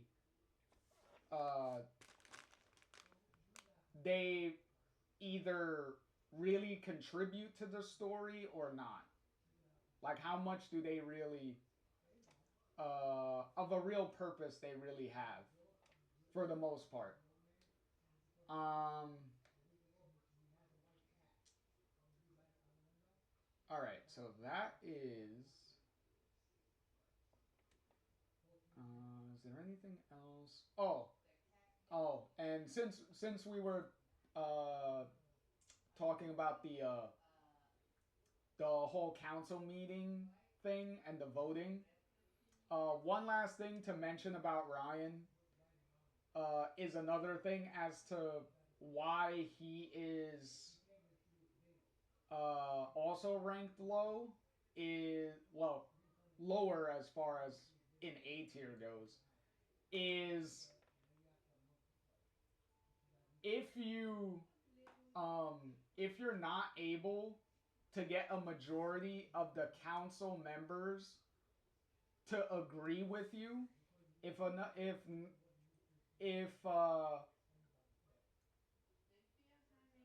majority of the council members, which for any of you that need a refresher, the council members are Officer Pike, Ducky, Charlotte, and Eleanor. So if those 4 characters, if you don't get a majority of them to support you by the end of the game, when you start like accusing Jed of things and what Typhon did and everything, if you don't convince a majority of them to side with you, either a majority or like all of them, because you could get all of them to side with you if you made the right choices and stuff, obviously. Um, if you don't do that, then Ryan is not going to side with you when you start accusing his dad of all the stuff he's doing or has done. So Ryan could straight up like do a 180 on you towards the end of the game and pretty much stab you in the back at the end.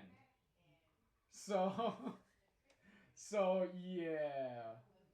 So yeah, that's another point against Ryan. And coincidentally, a big point for Steph, because during that scene, Steph is pretty much ride or die with Alex at the end. So so yeah. Um,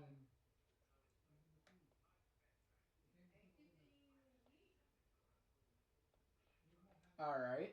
So is that the last?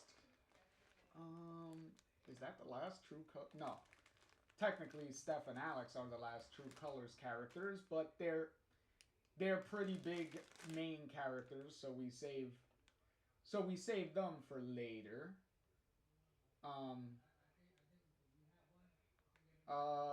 So we will go with the supporting characters for double exposure.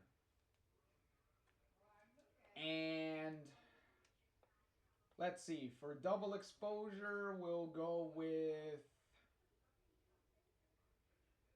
um we'll go with some of the lesser characters right out the gate.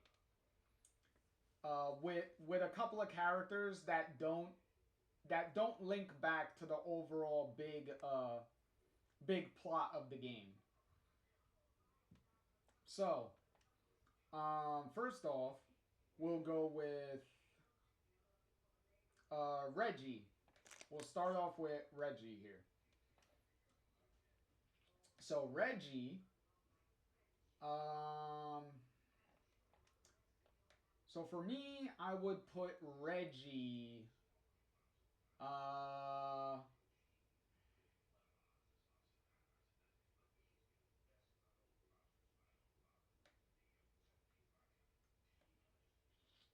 I will put Reggie. Hmm. Hmm.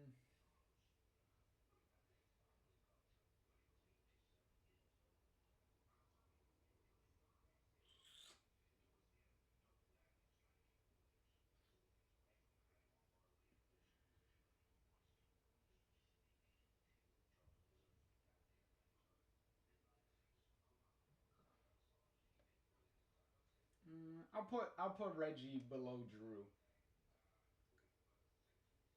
Yeah, I'll put him in B tier right below Drew. Because I do like Reggie. Reggie is pretty okay. I like his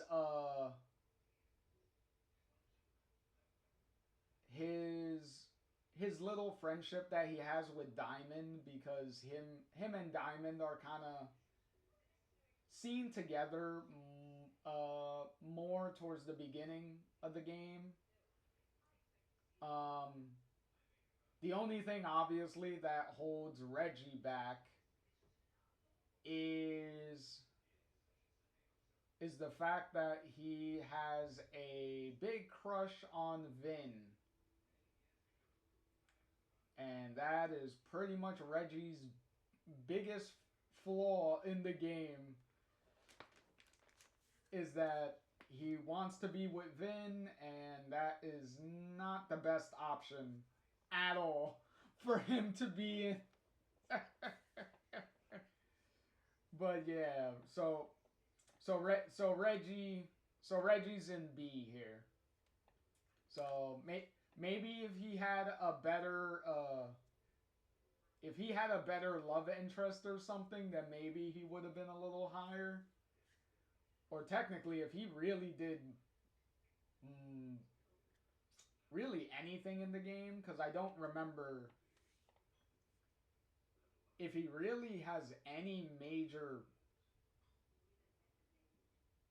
part in the game. I don't think he really does much of anything that's entirely consequential. The only thing that he really contributes to the plot of the game was when he tells Max that he saw another version of himself at the Overlook where Safi got shot. So that's like the only real thing that he really contributes, is that he introduces the idea of having multiple versions of the same person. So, which is something that they use later, but that's really his only purpose, is that he opens up that door for them to walk through. So, aside from that, Reggie's fine. He's a fine enough character. So to that point, we will go with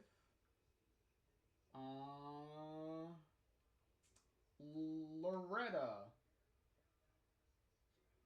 Let's see, where are we going to put Loretta? Where's Loretta gonna go? I don't know how y'all feel, but I enjoyed Loretta. Loretta was fine.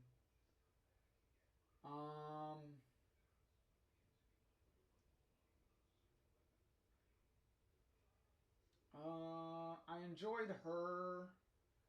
I enjoyed her more than Reggie. I did enjoy her in the story more than Reggie. Even though she doesn't really do much, like, really. She's just like the nosy investigative reporter student. That's pretty much what she is.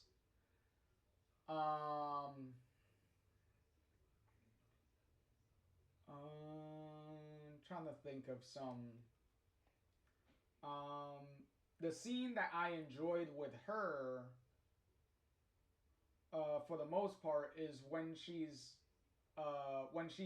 like trying to help Reggie when he's having his panic attack, and then she kind of helps Max with that. And then later, when you're at the Overlook and she shows up there, when Max is there, and then depending on if you have a good enough relationship with Loretta, then she'll like tell you about different tell you more about the Maya situation and the connections and stuff that she thinks everything is connected to and whatnot. So yeah, that's and the only thing that is a big that is a negative for Loretta is obviously she could be a real bitch if you're not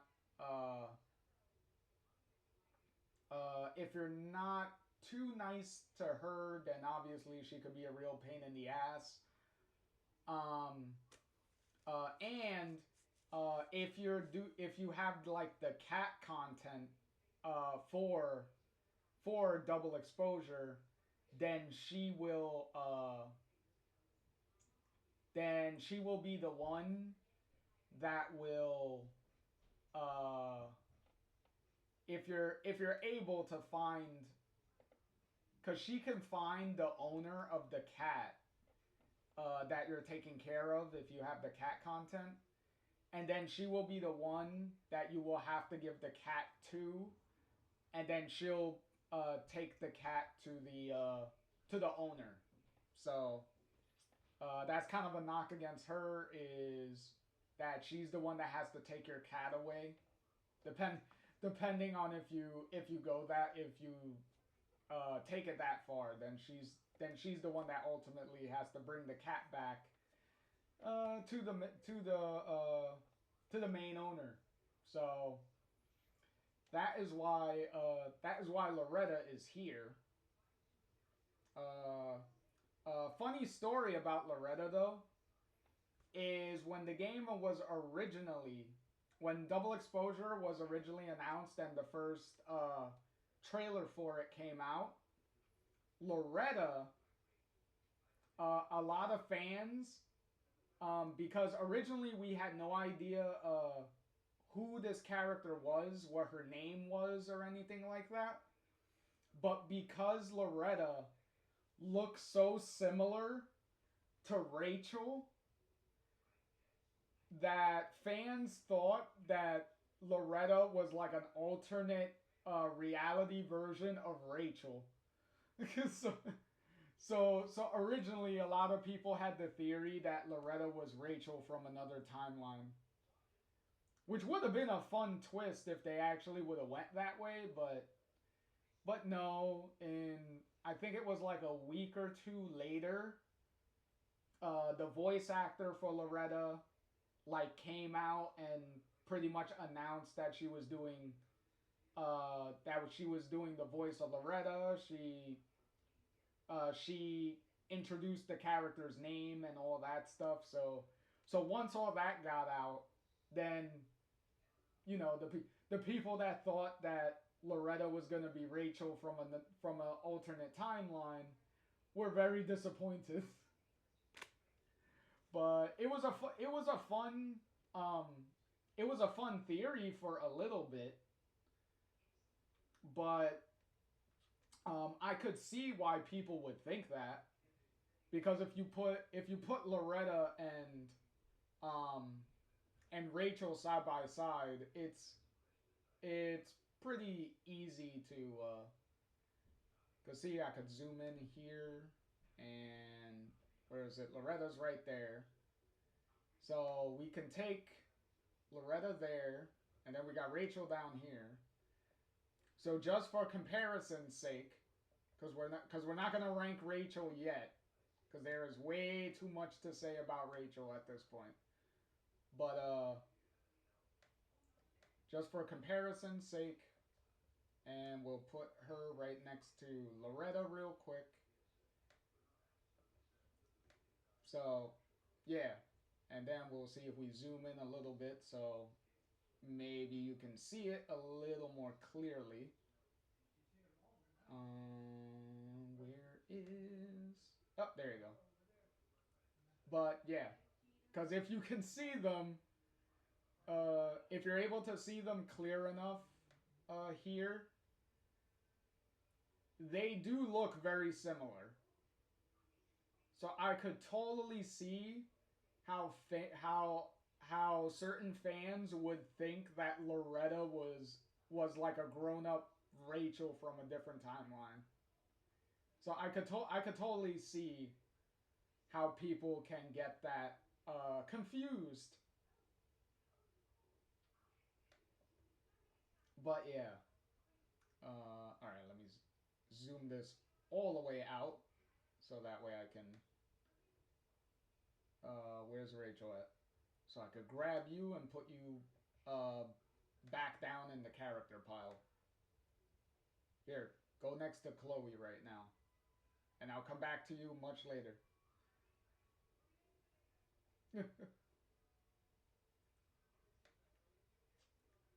Well, Bao, I'm glad you're still here. But yeah, So yeah, that's where Loretta's at. So she'll be right there next to Reggie. Um, Good character. Definitely one of those characters. Yeah, I know, right? Time really flew by. It's already almost 2.5 hours. Yes. Um, but yeah, she's um one of those characters that I wish had more to do in Double Exposure. She's one of those kind of missed opportunity characters that I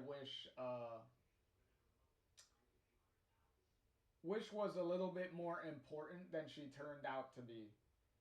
Interesting, but not utilized to the fullest that I would have hoped she would have been.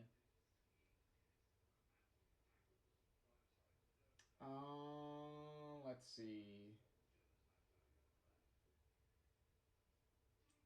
And also, technically, the funniest moment that Loretta was even a part of, it technically wasn't even her. So I can't even give her having one of the more uh, fun sequences because it technically wasn't her. So so I can't even give her that as a point. So that's kind of disappointing for her. Um, let's see.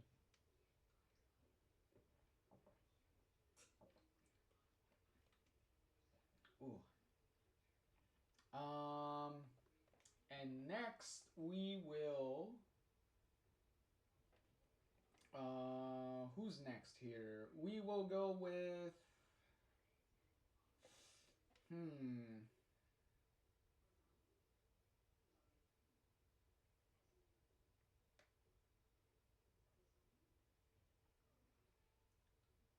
Mm, yeah, I'll go with Diamond next.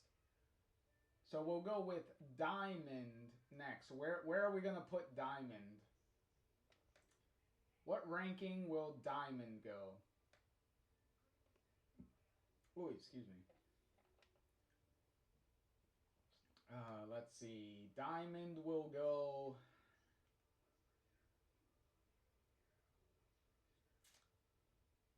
Because I will be fair. Diamond didn't really have a lot. And because since Diamond didn't really have a lot going on in the game, it makes the final twist of the game even more questionable because it took a character that didn't really have too much going on in the main game really because Diamond's only thing in the main game is her rivalry with Vin over who's in charge of the Abraxas society uh, thing, which Abraxas is like it's pretty much like Double Exposure's version of the Vortex Club, which is pretty much what it is, and pretty much fighting with Vin over who's gonna be like the leader of the Abraxas Society since what was it since the voting for having a new like club president or whatnot is coming up, and Vin is currently the one in charge. So Diamond is gonna be the one that he's like running against. So she's like challenging him for who's gonna be president of the society. So that's really her only real thing. And then that kind of gets resolved pretty quickly. I think by I believe by episode 3, like that is already like that whole little plot line of hers is pretty much done, because you can get Vin you could get Vin to step down and not and like forfeit like the election, not even run, and like stuff like that. So you can pretty much resolve her whole thing pretty quickly, really. So after that, she kind of just meanders around. Like she's only there to be like one of the students, and that's pretty much it. Like it's not as bad as the original Life is Strange, because the original Life is Strange had a bunch of students that pretty much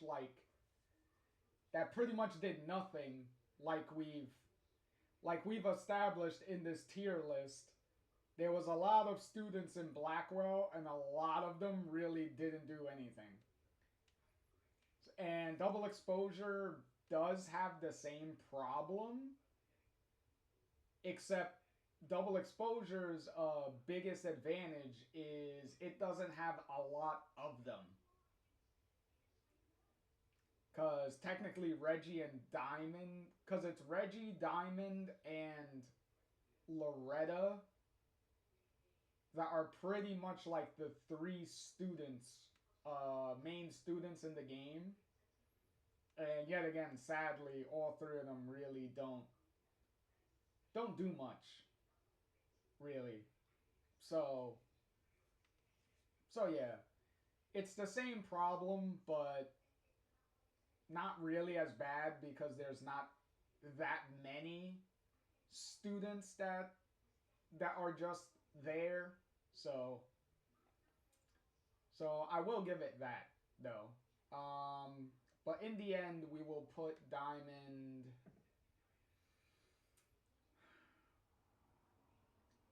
I will say that twist really hurts her, though, at the end of the game, because it's really an out of nowhere pull, because there's literally no build up. That the twist of Diamond getting some sort of like superpower at the end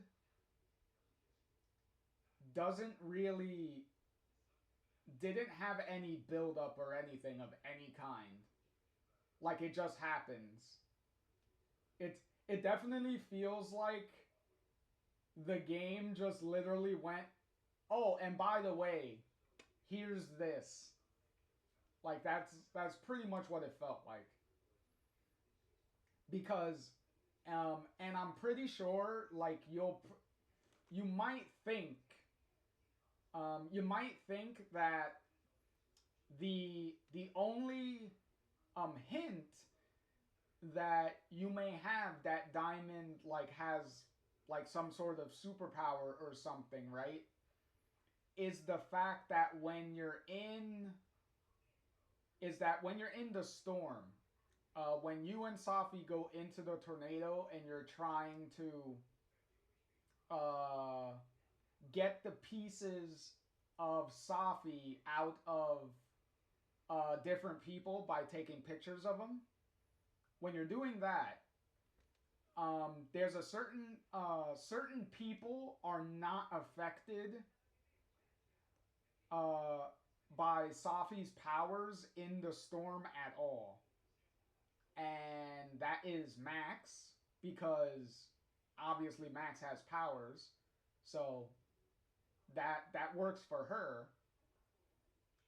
But you have Diamond who's not affected, but she is not the only one. Loretta's not affected. Reggie's not affected. Vin is not affected. And Amanda's not affected.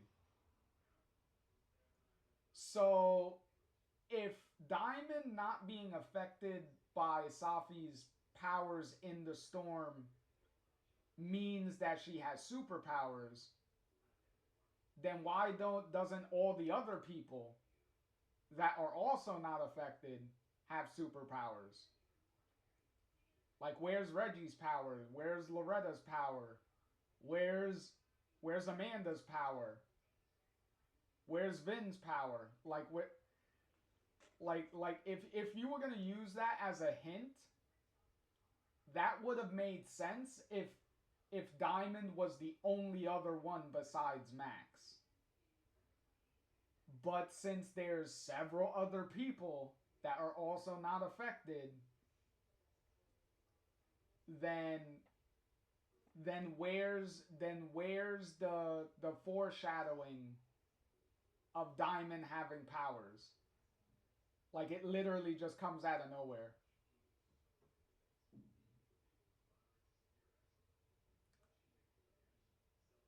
Max is just special. Well, Max is special. She's very special. I don't mean special in that way. I mean special in that she's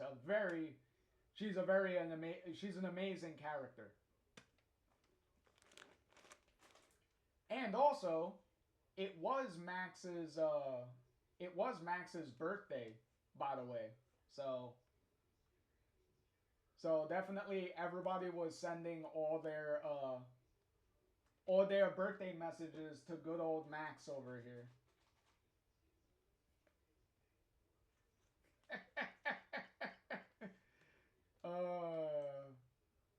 Yeah.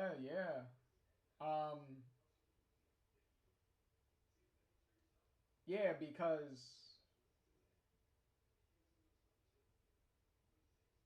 let me see. Hold on a minute, because now that we're talking about it, I need to double check on Max's age now.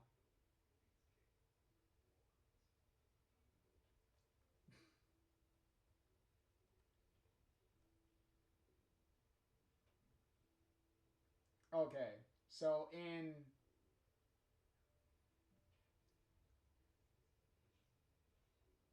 because in 2008, because she's 18 in 2013, yeah.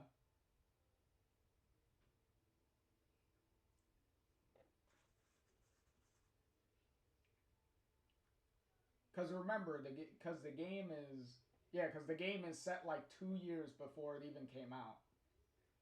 Because the game came out in 2015. Yeah, so well, she's 30. So she's 30 in real life. In double exposure, it's never stated how old Max is. Because one of double exposure's biggest problems is double exposure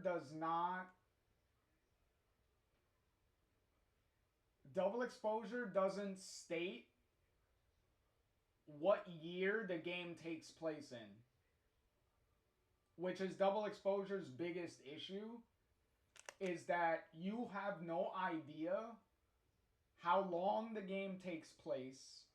You have no idea when specifically the game takes place. And when they talk about like past events and flashbacks and stuff like that, you have no idea when any of that was. Because none of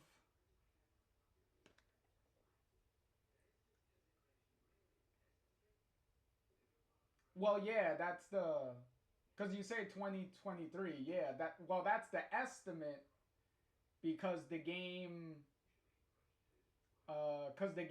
is supposed to be set roughly like 10 years after the original game, even though the game itself came out in 2024. So the game came out 9 years after the original game. So this is the problem with double exposure, because in the game itself, none of the text messages, like I could literally show you here. Where is it? Where's my double exposure playthrough? Because all I have to do is literally get to a scene where Max has her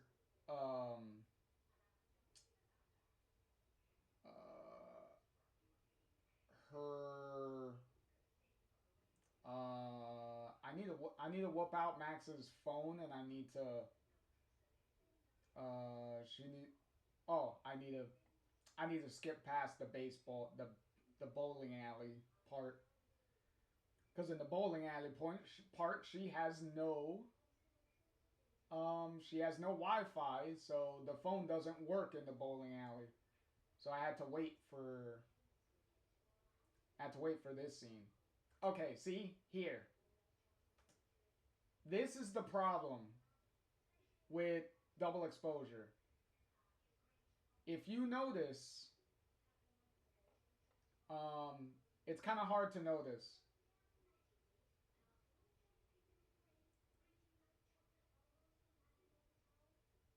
Yeah, but that's the thing.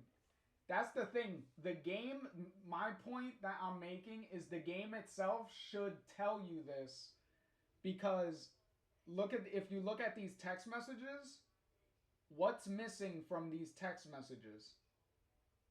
There is no date, there is no time, there's nothing stated on these text messages. So you have no idea what time frame is even happening here. Like that's double exposure's biggest problem, is I can't your sense of time, like you have no sense of time.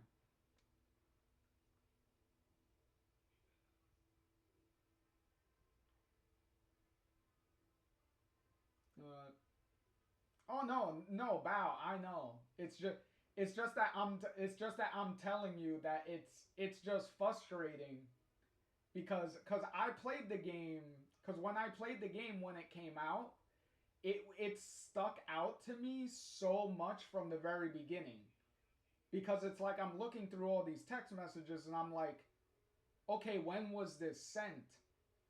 When was any of this happening? How long ago were these text messages sent to me? How long ago were they talking for? When were they talking about this? When was this happening? Like it's so confusing. What's even more confusing about it is this is Deck 9, and Deck 9 made Before the Storm, and they made True Colors. Yes, that's the point I'm making. Is every other Life is Strange game that came out before this, all the texts all had dates and times on them. That's the point. And that's a big problem with double exposure, and why it's stuck out so much, because I'm like, wait a minute. Every other game before this, including the games that the same developers worked on, had dates and times. So it was very easy to piece things together and figure out when things happened and everything, and how long things were going on. But in this game, it's like a gigantic cryptic issue. Maybe, I don't know. For me, the only thing I could think of as to why it's like this is because of the troubled development that this game had. So probably because they didn't have enough time to figure all that shit out, so they just left it alone. Like, that's the only thing I could think of, is that they were pressured to get this game out by a certain point. So all the dates and times were just left up in the air. Which like I said, is very sad because it's a big thing that is a problem. Wish MatPat didn't retire so he can solve it. Hey, if somebody was gonna solve it, MatPat would have been the perfect person to present him with this and see if he could figure out the entire like timeline of events in Double Exposure. He probably would have been able to figure it out. If he could figure out all the Five Nights at Freddy's stuff, then he damn sure would have been able to figure this shit out.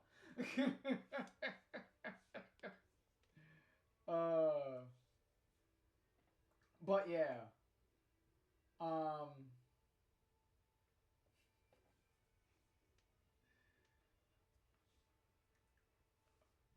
But yeah, so that aside, we will then go with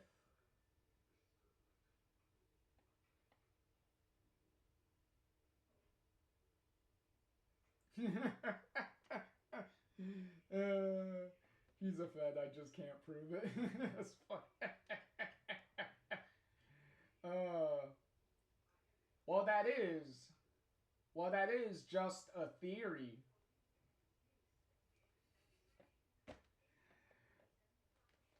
I'll see myself out on that bad joke now.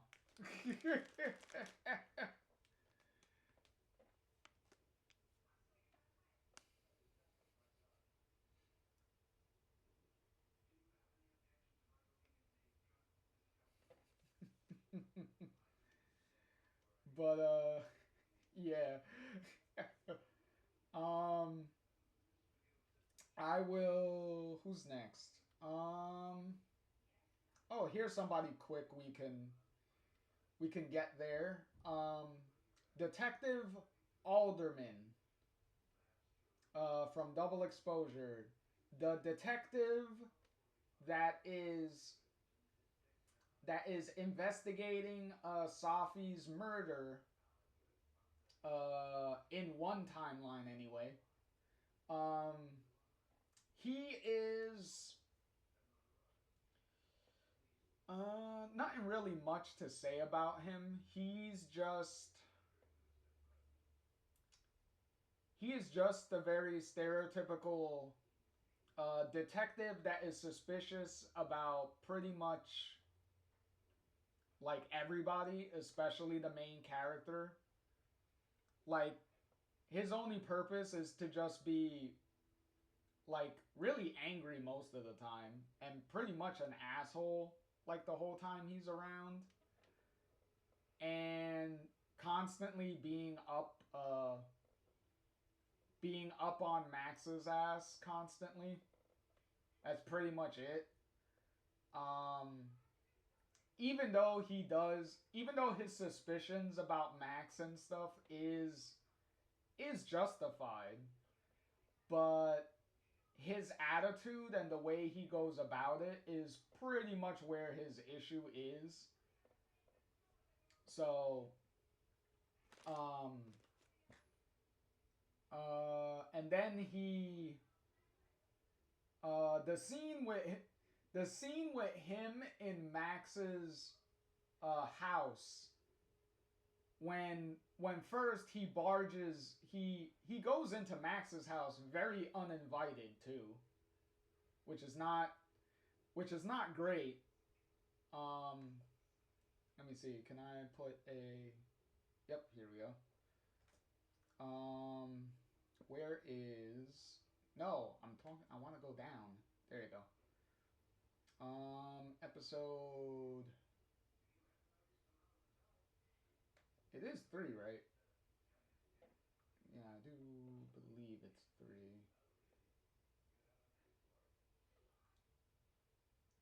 No, this is when I'm still in the... Yeah, there's Alderman. Okay. because she goes upstairs to take coffee, and she takes the fucking picture with her. Which I don't know why she takes the picture with her. She could have left the picture in the basement. But yeah, she takes the picture. Alderman knocks on the door. She opens up the door. He's right there. I do love Hannah's line read here though. Where is it? Let me see if you could hear this. I do love Hannah's line read when she opens up the door and it's Alderman at the door. I do love this. Hello, Miss Caulfield. Oh, fuck. Can I come in? See, he just literally just walks I in. like how he says, "Can I come in?" and literally just walks right in. I have some questions for you. Mr. All. He literally just walks in. It's like one, Max, you could have called the cops on him. Because he's technically breaking the law because you're not supposed... You can't come into an officer cannot come into a person's house without permission. And Max didn't say anything. He just literally just walked right in. This is so bad. Oh yeah, and yeah, he doesn't have a warrant, so he can't just barge right in. So yeah, the scene's very bad. But yeah, Triune, that is 100%. He does barge in very unlawfully. I will point out though, for this episode, I did wear Sean's shirt. Like if you notice, I have Max wearing the Wolf Brothers t-shirt. With the shirt being the reference to Sean's sweater. So it is funny that I have her wearing this during this scene.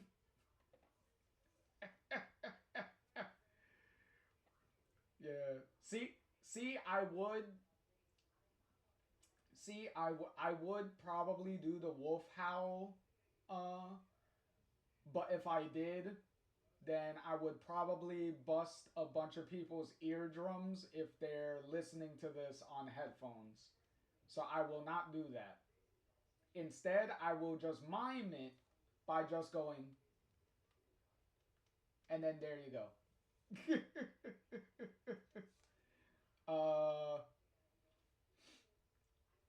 But yeah.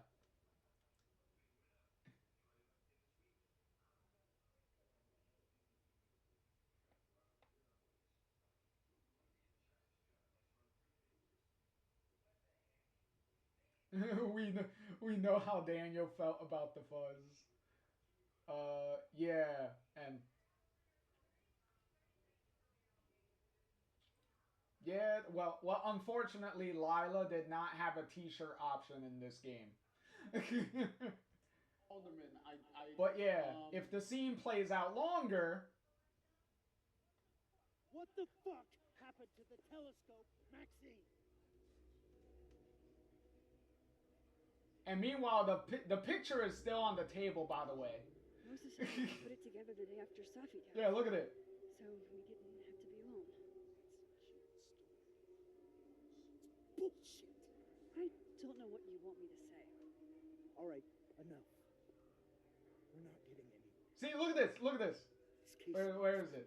Okay, he's pacing back and forth. He could clearly see her. None of the evidence makes any sense. At least that's something we can agree on.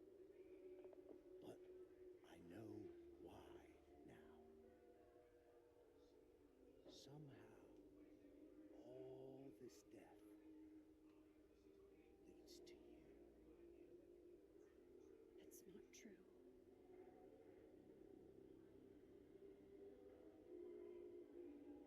Oh, okay. It happened a little earlier. Yeah, because he sees the dumb photo. And it's like, okay, but girl, Buttons. dude, bef- where is it? Yeah, look at this. This whole scene, you're literally here choosing. He has his back. Look at this. His back is directly in front of her. His head's turned. What is she not doing here? She is not doing anything to this photo. It's like, bruh, you're there. Storm. He's talking. He has his back turned the whole time. Are you the one Look at who's this. unlucky? Or is it just everyone who ever meets you? It's like, bruh. Look, and you could. Oop. Just my shit luck, I guess. Oh, See? hard life is Bro, the whole time. For like 2. Yo. That's the scene that makes that's the scene that makes Alderman so memorable, is because he's literally a part of the one scene that pissed me off the most in that entire game. In that entire game, that's the one scene that frustrated me beyond belief. But yeah. So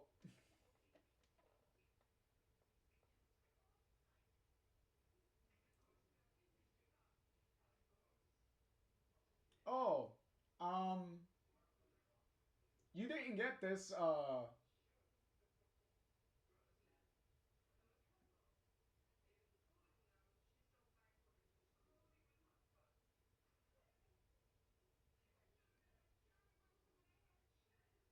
she's upset. Oh, everyone. Well, everyone was upset. Well, a majority of the fan base was upset when the timelines changed and Chloe was in a wheelchair. That was not the best. Um, let me see. Where is that telescope scene? Is it towards the end here? Yeah, it is. Yeah, because this is where you're going back and forth.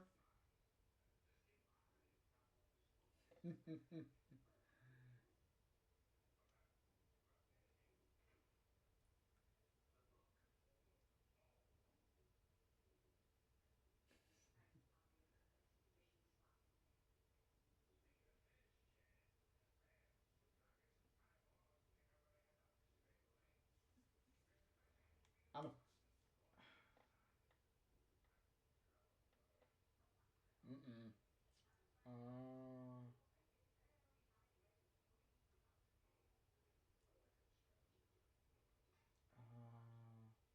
is it here? Some days it'd be. Where's? Is it here?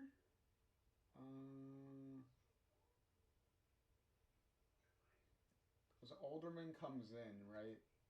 Yeah, there he is. I believe this is where.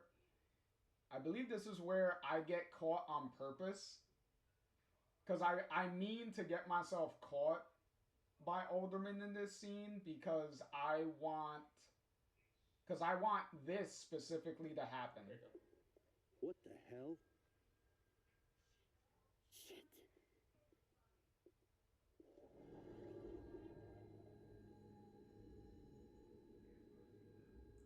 Is that Did I just? rewind time? Yes, you did. Okay, let's try this again.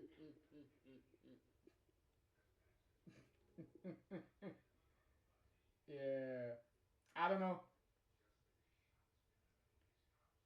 Oh, so Triune, you did not so you did not know you can do that.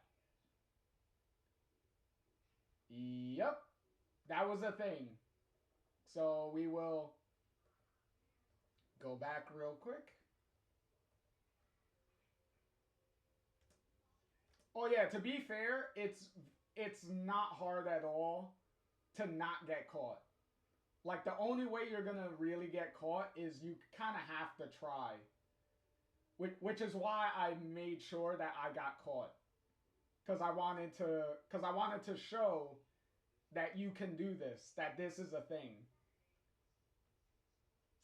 So once again, get caught,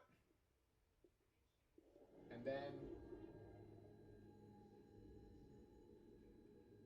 the familiar rewind noise. Did I just? Boom.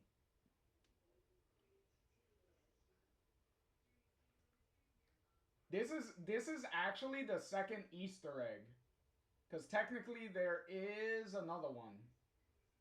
Where is it? Oh no. That's the fun Easter egg, is that you think it would give you a game over, but no, it was a rewind Easter egg the whole time.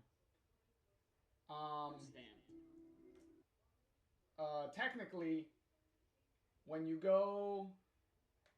in, where is it?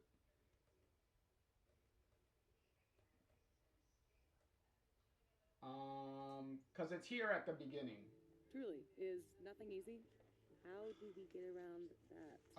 Because this is the first Easter egg of Rewind I'm Powers. not despairing yet. Let me take a look. Oh Lord. Yeah, well, after I wipe my tears out of my eyes.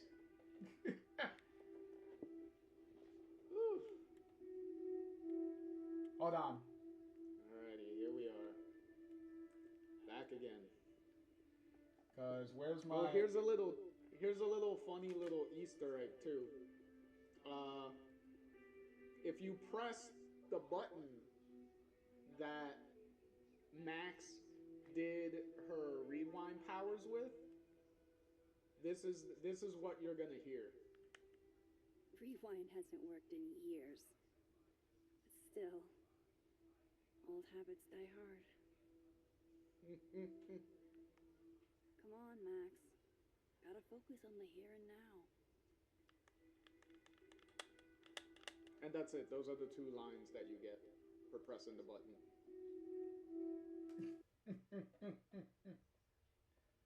So that is your first.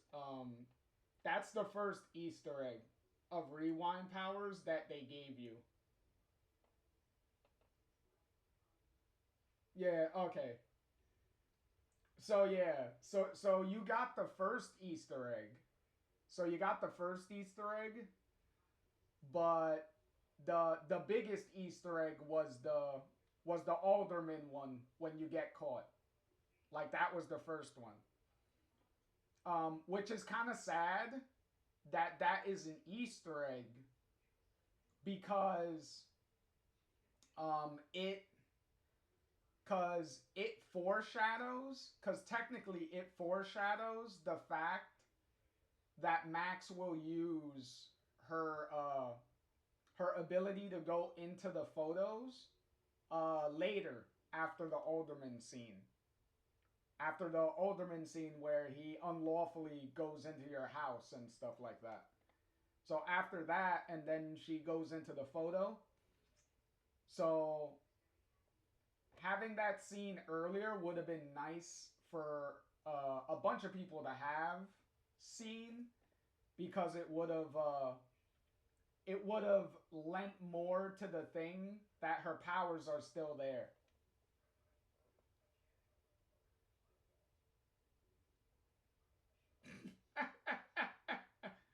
Oh, that's mean. Hey. Hey, it's not her fault that Chloe's disabled.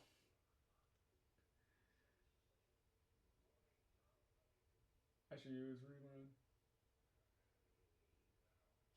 Yeah. Yep.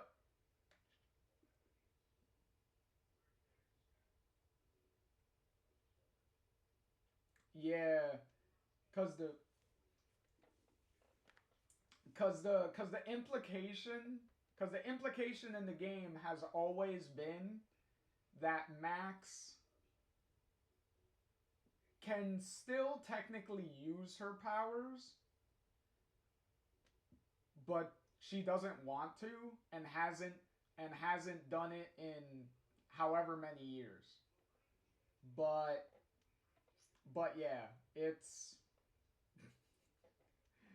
uh and then obviously Alderman's whole character pretty much ends when Max is with Moses at the Overlook. He finds them there. He holds them up. Yeah, pretty much. Cause she hasn't used it in a while, so it's like. But then again, you have moments like that in the game where it's like, if you just try to use it, then you could still use it. Cause the photograph trick worked. Well, it worked the one time, but the point is, it didn't take much for her to really do it the first time. So, but yeah, and the rewind worked perfectly when she didn't want it to technically, because the rewind kind of rewound on its own. Because as soon as she gets caught, it rewinds automatically. So the powers will still work, and it kind of means the power kind of feels like it's an instinctual like survival mechanic at this point, kind of. So I don't know. It's weird, but yeah. But then, as I said, Alderman finds Moses and Max on the at the Overlook, and then uh, and then Alderman has both of them up at gunpoint after he saw the ridiculously stupidly placed photo that Max chose not to hide, even though she had every opportunity to fucking hide the photo. Um, and then he sees a past version of himself, which is just there. No real explanation as to why the past version of himself is really there, really. It just is there. And then they both see each other, stand in front of each other, and then Alderman touches his past version, and then they end up doing the most awkward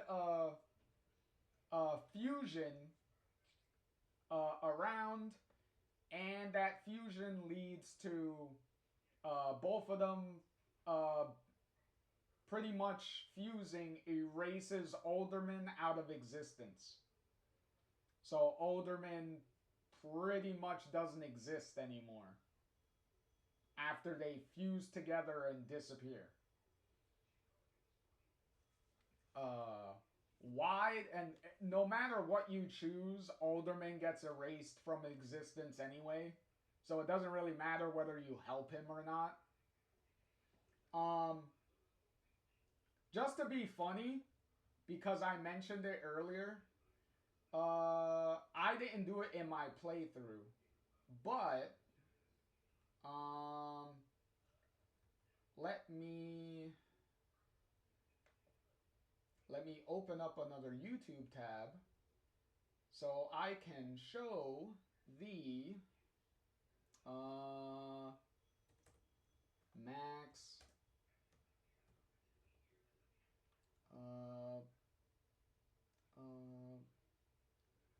punching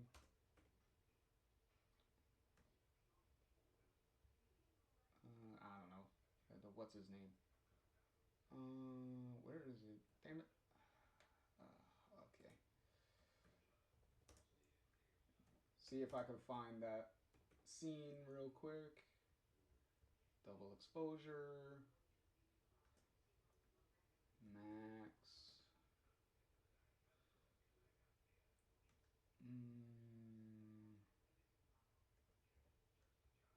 The Max Punch. Oh, okay, here we go. Here's the scene. This is the scene I mentioned before. If you refuse not to help Alderman when he's fusing with his past self, this is what Max does. Help!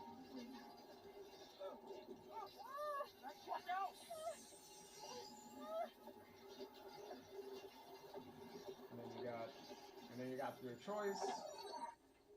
And if you choose no. Oh yeah, I forgot you have the option to where you can second guess yourself. See? You have to help me.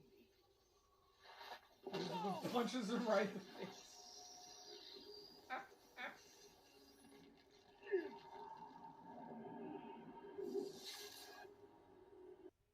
And there you go. He just gets wiped out. Oh, Lord. So, yeah. She just punches him in the face. Oh. But, yeah. So whether you try to save him or you punch him in the face, he gets wiped out from existence. And for some reason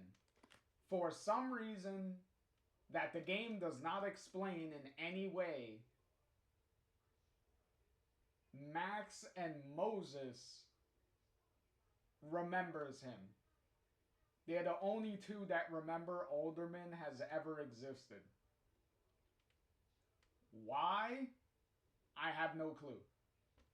At least with Max, she has powers, so she's probably most likely immune to any changes and stuff that happen. But why does Moses remember? And no matter what you choose, Moses technically remembers regardless. So it's like, how does he know? So I have no clue as to why that is.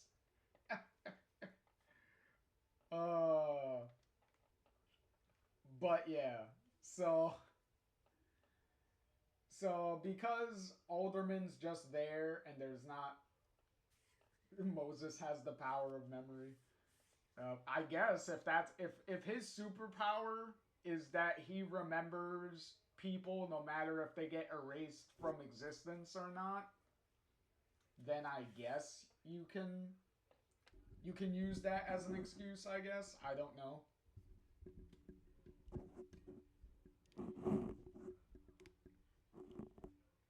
But yeah. So in any event, I will put Alderman.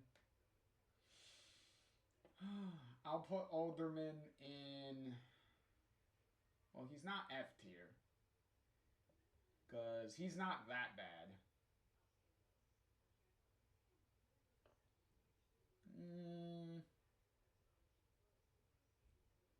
I'll put him in.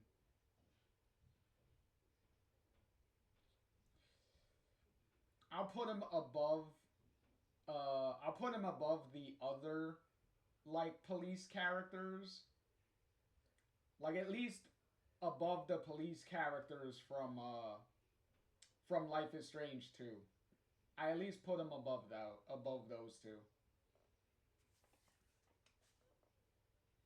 Mainly because at least as stupid as some of the scenes that he's in are, at least he's a part of some memorable scenes.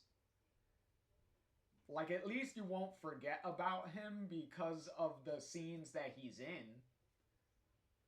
But him himself as a character, he's not really...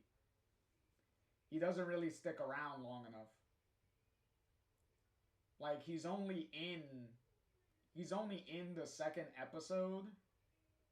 Because he gets teased in the first episode with a business card on Yasmin's desk. And then he shows up in the second episode, and you finally meet him in the second episode.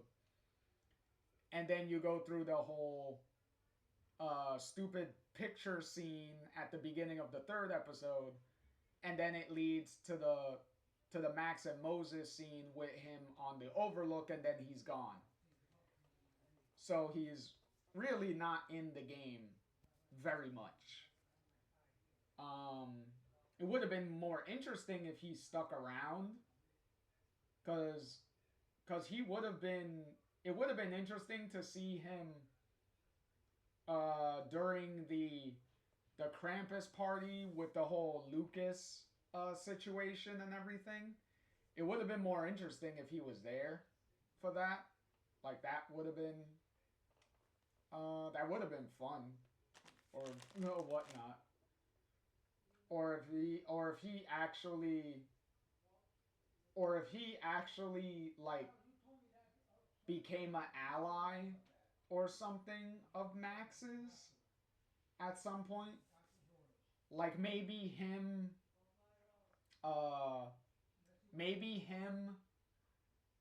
finding out that Max has powers, and then her kind of like explaining things to him. Maybe that could have softened him up, and then you kind of turn him into an ally.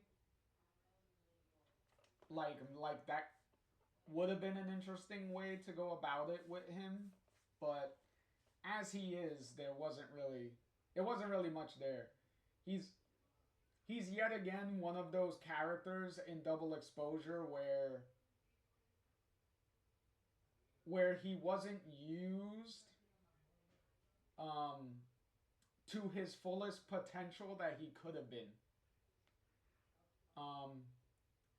An interesting character with some interesting ideas, but they didn't really... Well, he presents some interesting ideas, but he's not really used to the fullest of those. Who else we have here?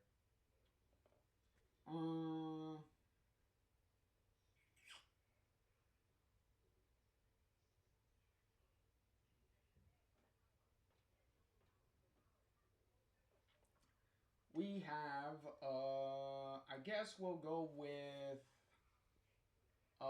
Gwen.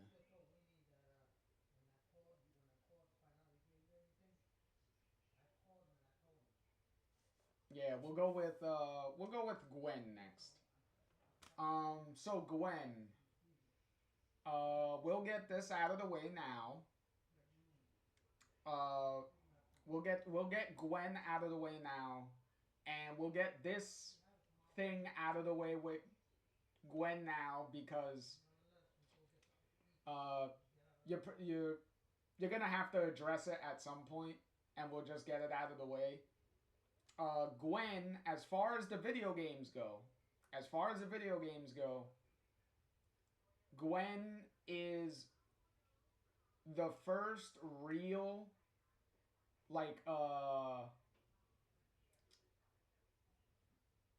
full, trans, character in a Life is Strange game. Technically. Because, even though, where is she?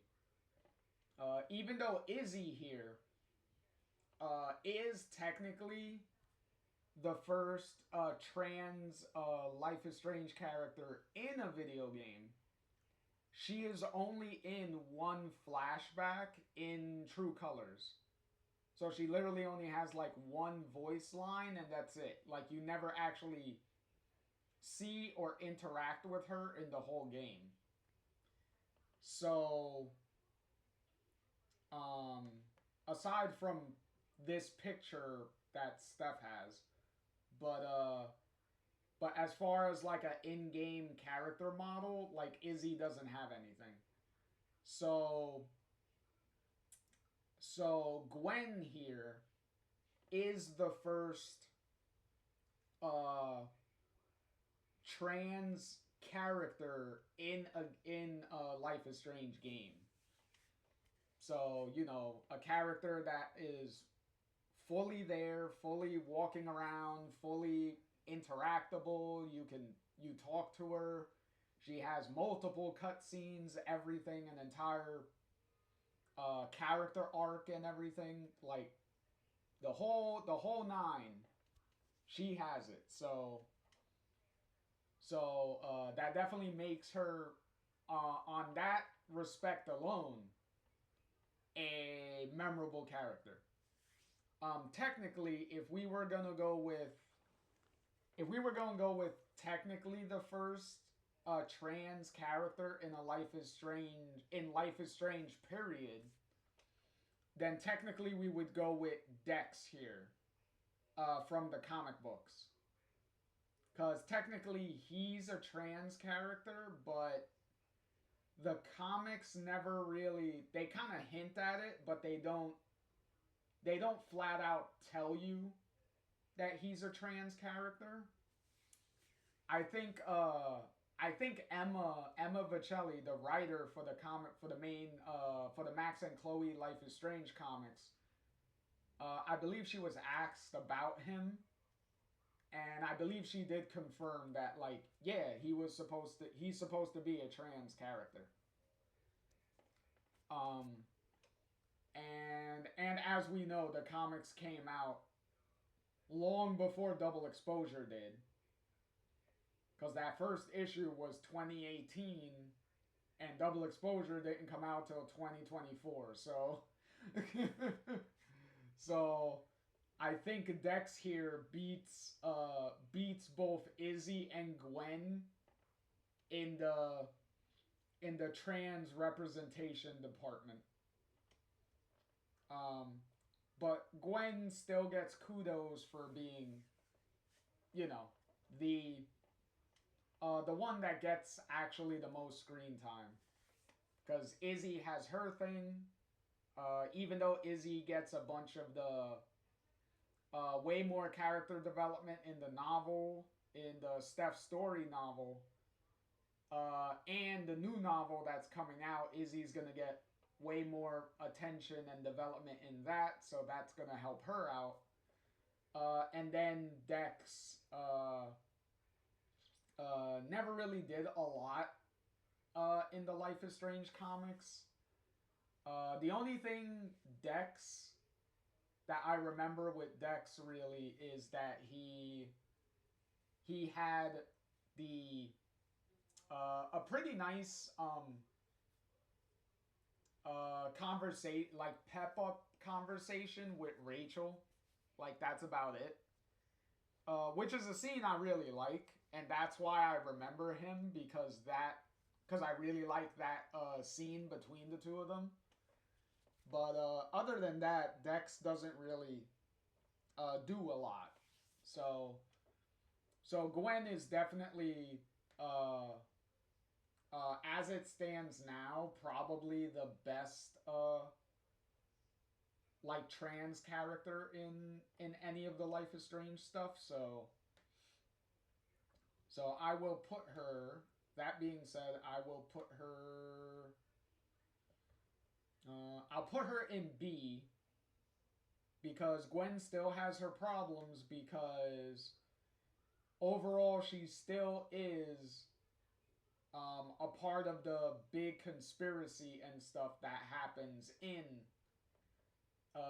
Double Exposure. So she still has that problem going on for her. So I can't put you that high, because you're still an accomplice to the whole to the main problem of that game.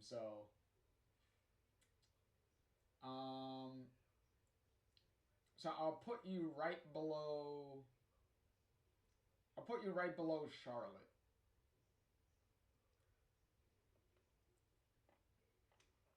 So that's where Gwen goes. Because she's really fun. She's really fun as a character. The little voice messages that you can get from her wife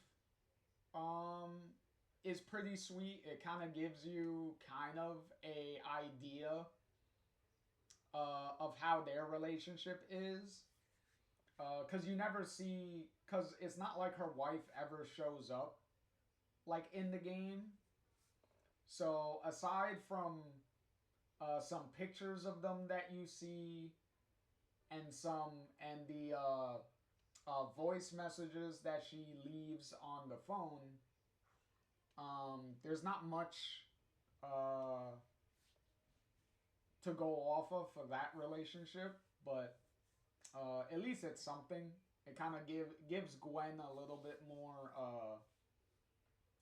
character. Let's see.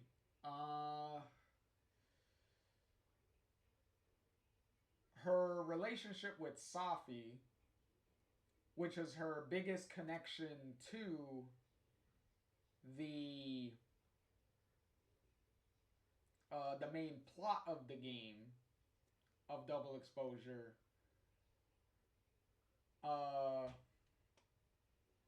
is a complicated one because Gwen technically set up everything kind of for her own,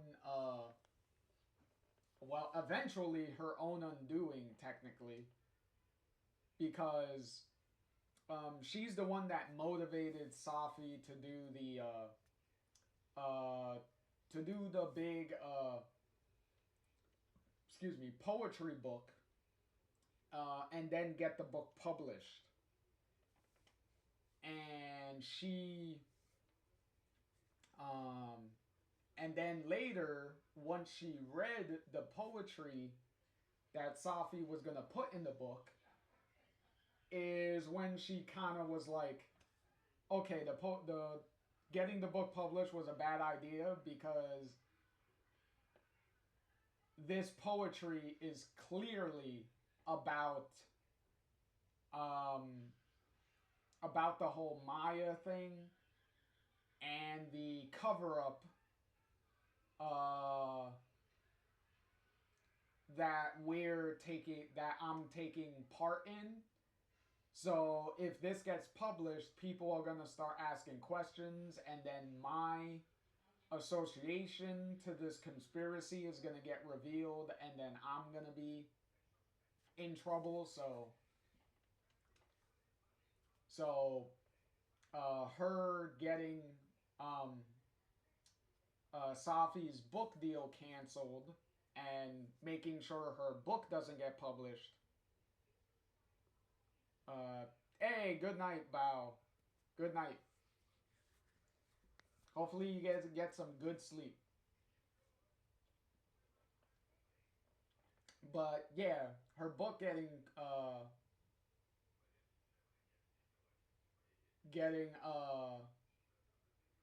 not getting published and stuff. Gwen had a part in that, and that's how that happened. So she will.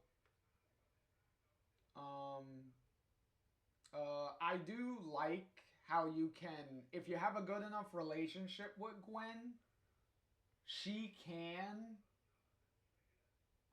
become like an ally.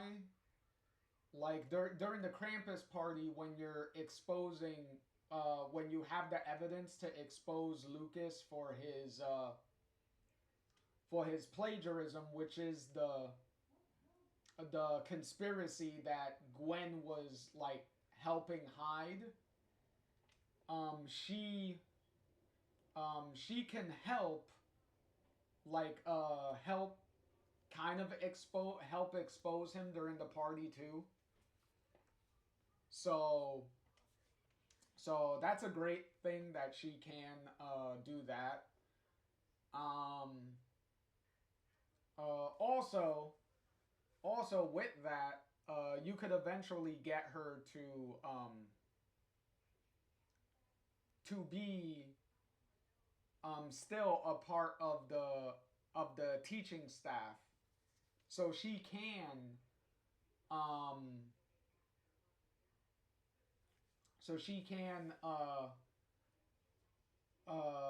technically get her job back, even though she does get fired. But because of all the crazy stuff that happens by the end of the game, she says that maybe she can uh, convince them to take her back. So they do leave the option that like she can return as a teacher and stuff again. But that's only if you chose the right options to keep her on your side. Because if you don't do that, then she doesn't help you at the Krampus party. She doesn't even bother trying to fight to keep her job, and she doesn't show up at the snapping turtle at the end of the game when Max has the big meeting with everybody. So not having Gwen at that meeting feels very odd. Well, technically, it feels odd when if you played the game not very well and chose some pretty bad options. By the end of the game, when there's not a lot of people in the turtle, it feels so awkward and weird when that whole ending scene is playing out. Because there's a lot of like cutaways to like the wall and stuff to kind of fill in scenes where the missing characters would be. So that ending scene comes off like very awkward when there's not a lot of people there. But yeah. So that's where Gwen goes. Mainly because, as I said, she's pretty awesome character. Otherwise, besides the whole accomplice issue, but she does have a pretty satisfying redemption arc. So, yeah, like I was saying, Triune. Yeah, she's a great character. She does have a satisfying redemption arc by the end if you're actually able to get it.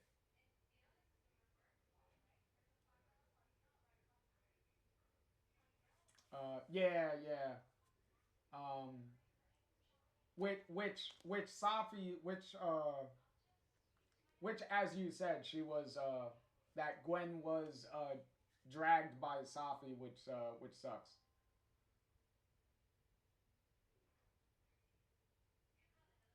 The Gwenabango.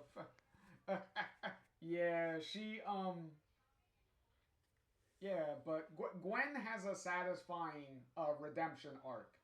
She does come full circle by the end. Um, just to just to show it, let me skim on over to the end. Where it is? There it is. Where is the end of?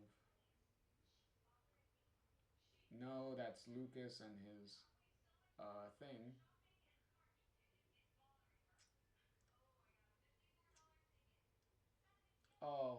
And where is it? Uh,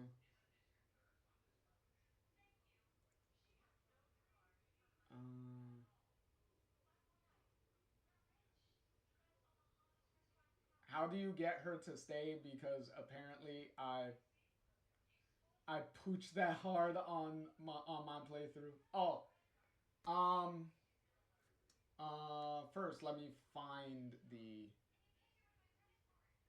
Oh no, that's where I take the cat home. But yeah. To get Gwen to stay, you have to. You have to save. You have to not have Loretta question Gwen. So you have to be the one to answer Loretta's questions when she asks you. You have to do that. So don't call her bluff. Like actually answer her questions. And then you have to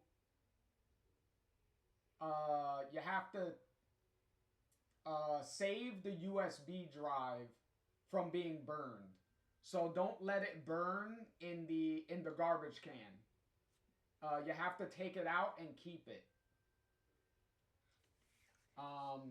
And then if you do those two things, if you do those two things, then I'm pretty sure Gwen is going to be relatively fine with you. And then she's pretty much gonna be all the way fine with you towards, like, by the end of the game. And then at that point she'll be at the turtle for the end of the game.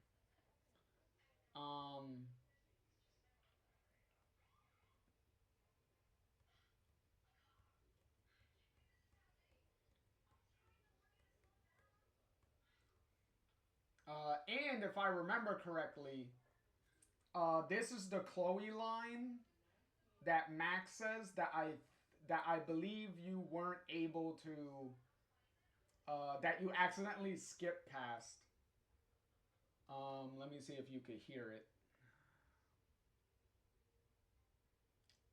Make sure the audio's on.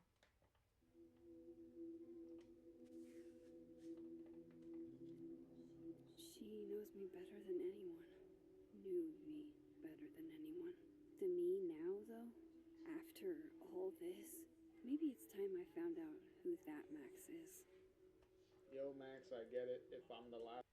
But yeah, that's what Max says in relation to Chloe's text message to her at the end of the game. Still messed up that Max cannot text back.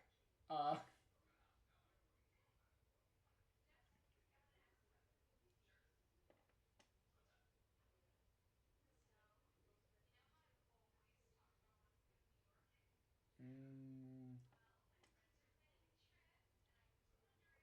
right,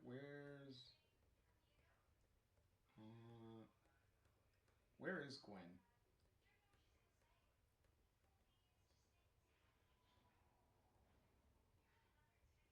Oh, I believe I talked to Amanda first.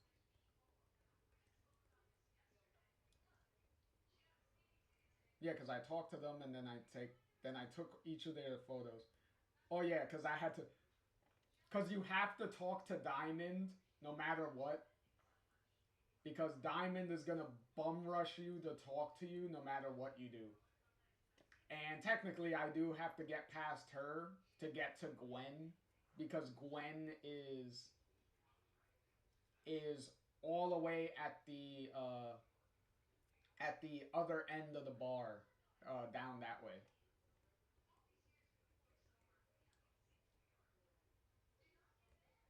Yeah, because you could kind of see her in this shot because she's over here by the patio door.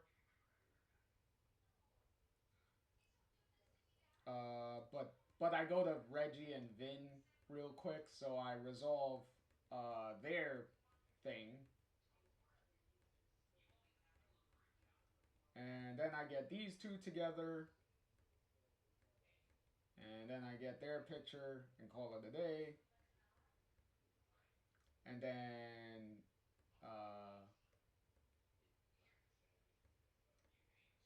Yeah, and then now I get Gwen here.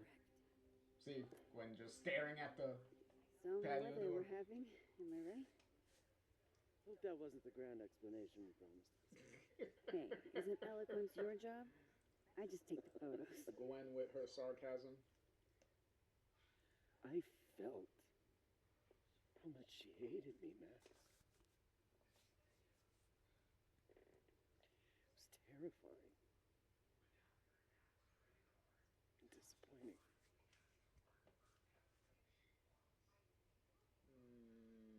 Okay, we're not gonna. As true Sophie as was it is dealing that with a lot. it is her mother's could've fault known that all of She this needed happened, someone she could trust. let's not throw Yasmin under the bus. Should've been.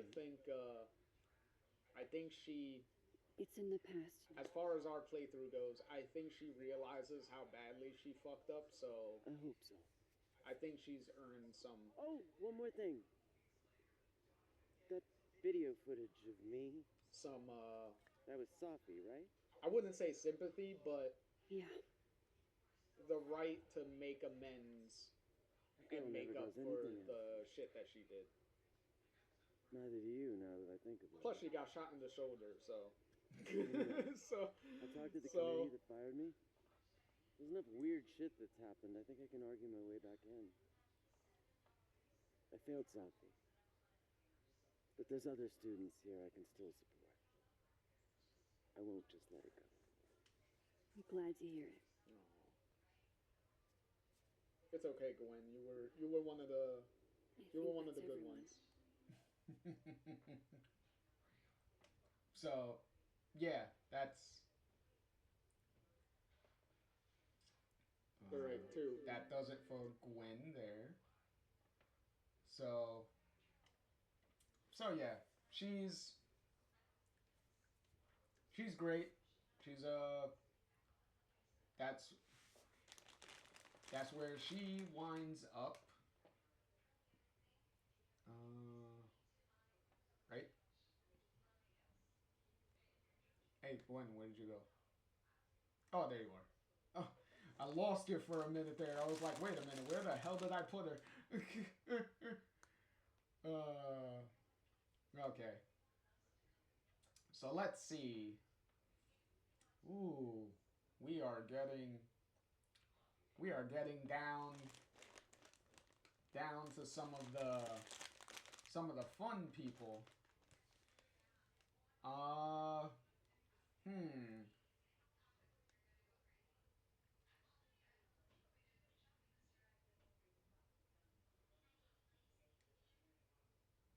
All right.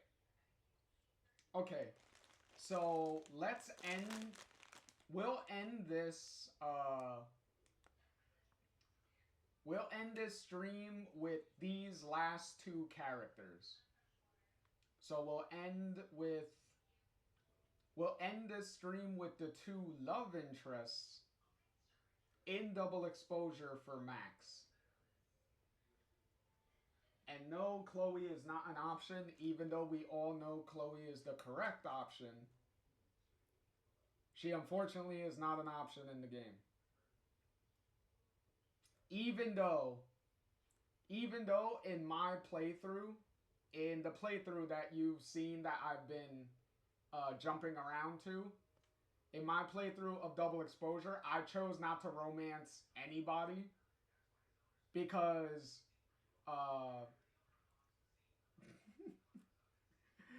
it's because well, obviously, the shirt says everything, is what team I am. So, you know, Price Field all day. So, Price Field for life on that one. So I was always holding out hope that hopefully in the next game, in the sequel to Double Exposure, hopefully we'll most likely get a Chloe reunion at that point. So keeping Max free and clear of people until then. But with that being said, we will go with the bad option first.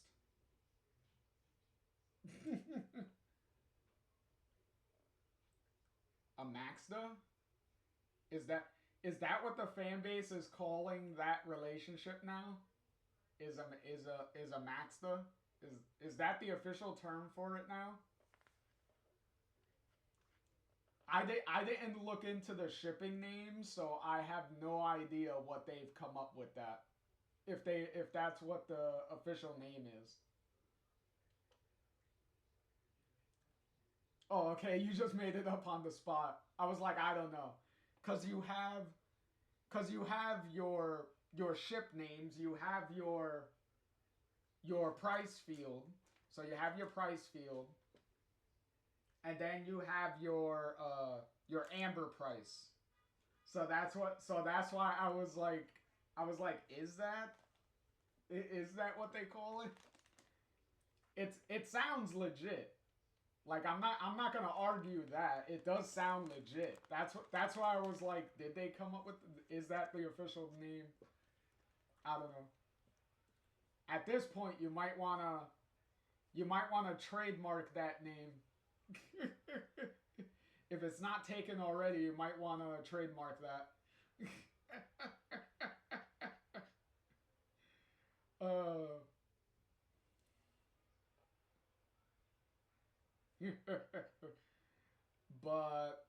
But we'll go with Vin first. So we'll go with the bad this time.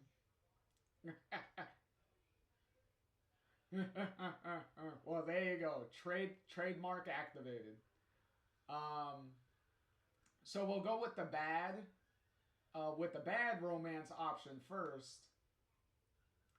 And then we'll go with Amanda, and then we'll end the stream with Amanda. So Vin.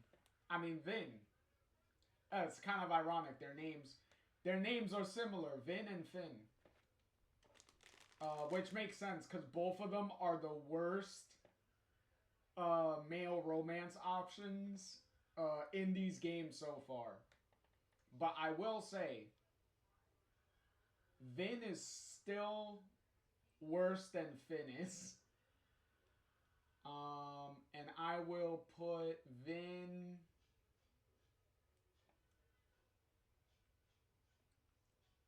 I'm gonna take a shower in gasoline and go have his book.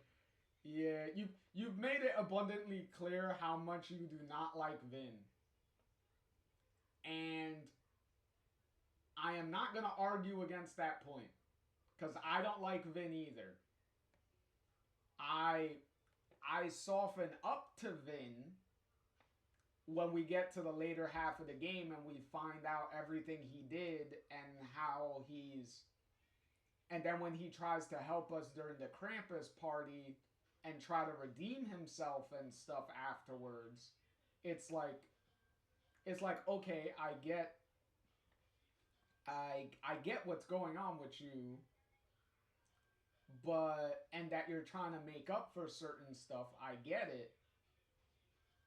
But that still doesn't make up for all the sexual harassment you've been giving Max from the very beginning of the game. Because he is aggressive. From the very beginning of the game, he does not stop.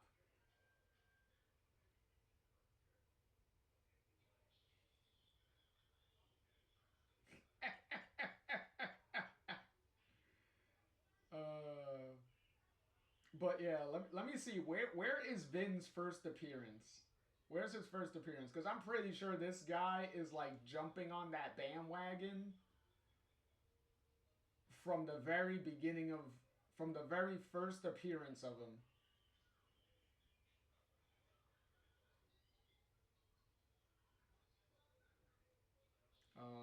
No, this is my scene that extremely gets me really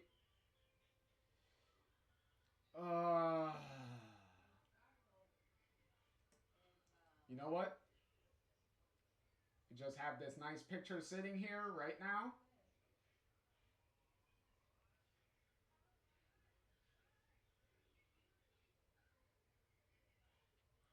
yes, as I said before, Vin's biggest issue, like, he does talk a lot of sexual harassment and like innuendos and stuff to Max and everything repeatedly, but he does not lay a hand on her.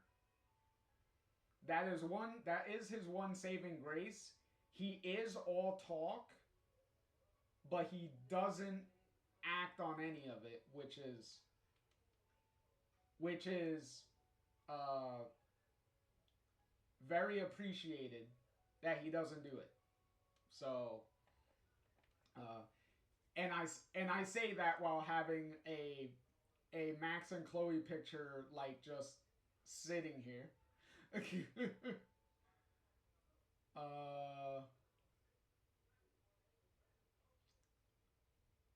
Yeah, he does do that. That is a point. He does during what was it? That's episode 3, I believe.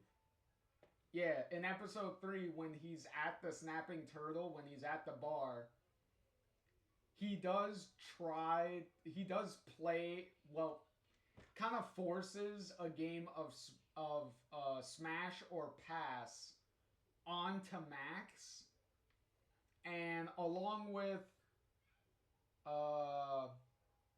what was it, Gwen being an option, I think Lucas is an option, the students are an option because I believe he brings up like Reggie and stuff, so yeah.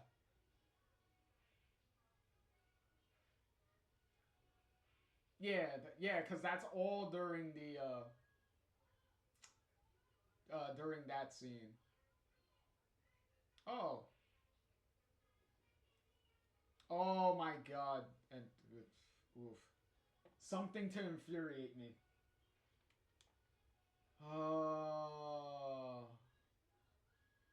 Now this pisses me off to no end. Because this was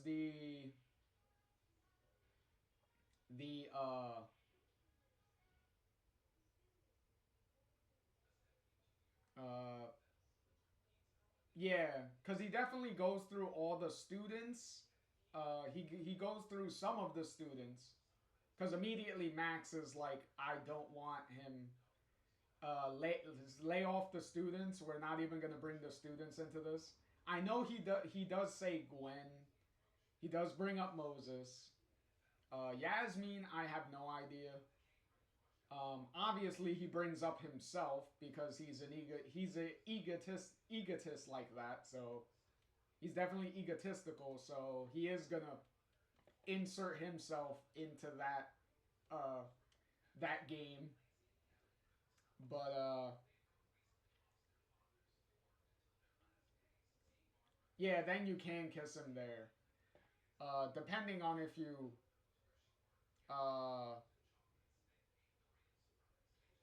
you have kind of flirted with him back after enough time.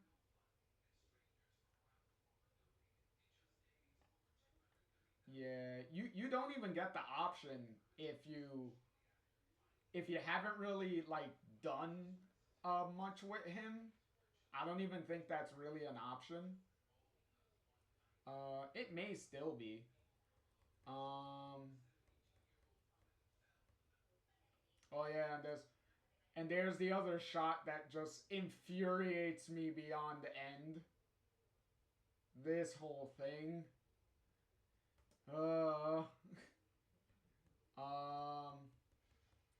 But here you go. And here's Jefferson's only cameo in the entire game. This is Jefferson's only. This is the only time you see Jefferson in the entire double exposure. Is this? This is the only time you see him.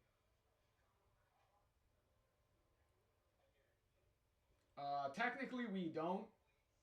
Because technically, it's Lucas that is just saying Jefferson's lines. It would have been it would have been a lot more effectively creepy if it was Jefferson talking.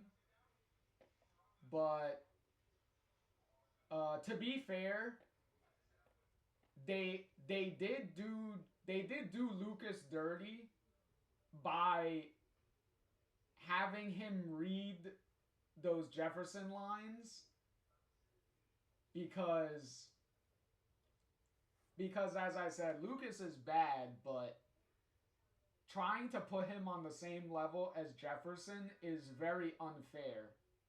Like, that's not great.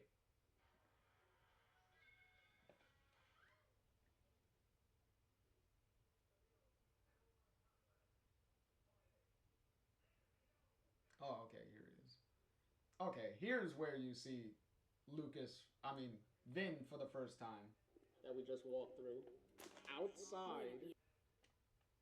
Thanks. There's Vin. I'm sorry. Okay, where's your first? Was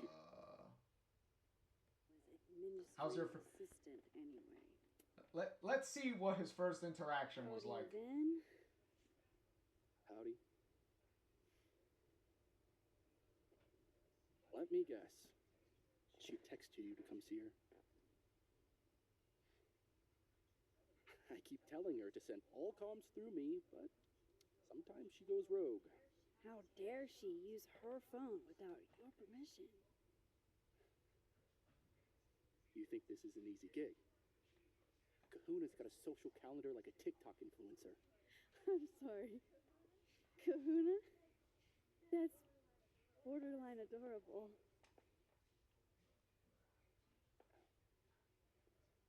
Listen,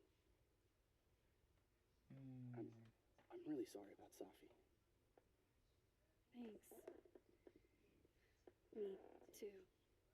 She and I had our issues, but she was an amazing person, and we're all gonna miss her.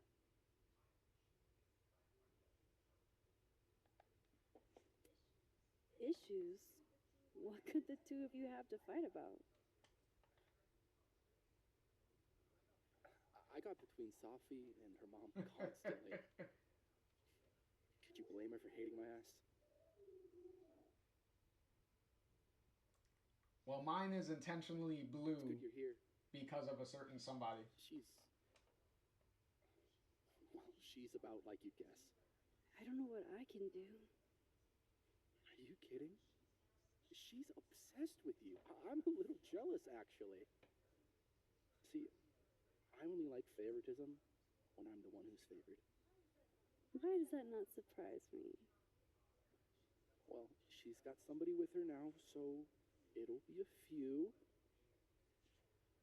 Or if you're dying for stimulation, I've got a package waiting for me down the hall. You're welcome to get it for me. Does your beneficence know no bounds?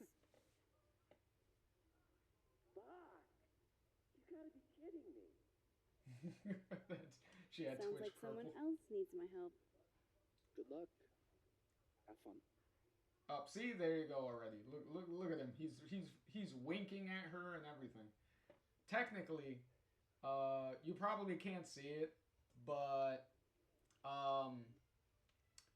the outfit I have Max wearing there is the Hot Dog Man outfit, cause she has a Hot Dog Man in the middle of the hat. So there's like a tiny Hot Dog Man on the top on the middle. You could not really. I don't think you can see it there. Yeah, you can see it. It's right here. You can kind of see the tiny little Hot Dog Man there. And the mail fetch quest is the closest I ever got to Vin's package. That is funny. Hold on, let me skip ahead. Because where is...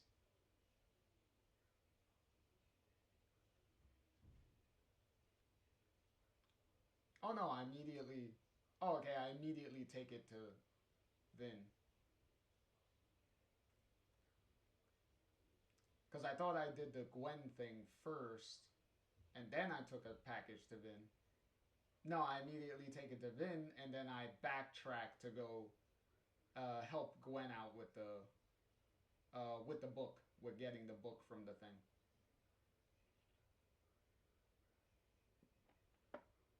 Saved you the trip. What's this? Don't tell me we're becoming friends. Oh, Lord. Oh my god. Alright, settle down. You just caught me in a generous mood.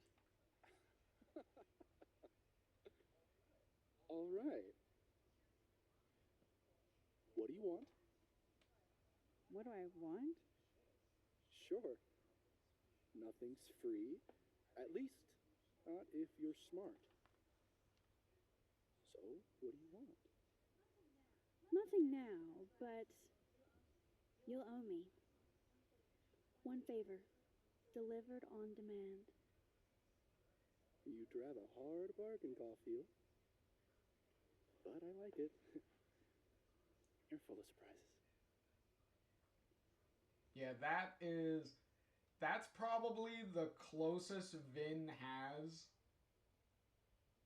of a normal conversation with Max without a bunch of potential restraining orders needing to be ordered on him. Cause he kind of starts a little bit there. You could kind of tell with his little winking and his little tiny like innuendos that he's kind of putting in there, which is a lot more subtle before going full on like aggressive with it.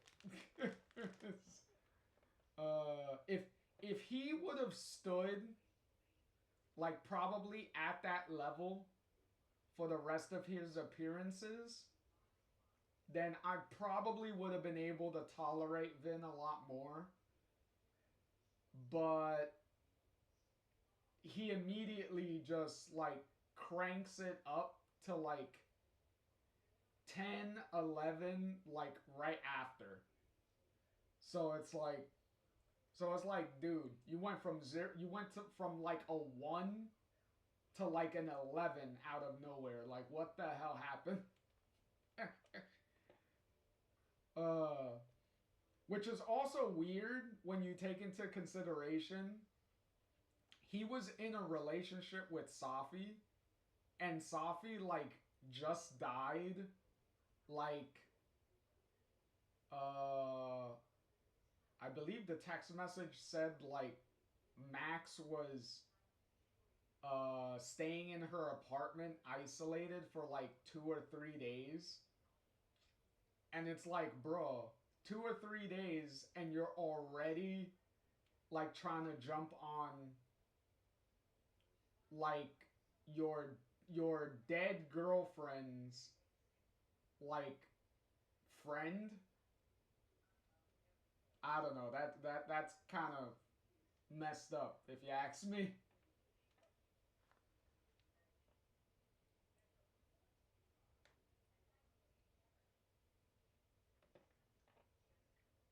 But yeah, that's where I place Vin. So Vin will go there.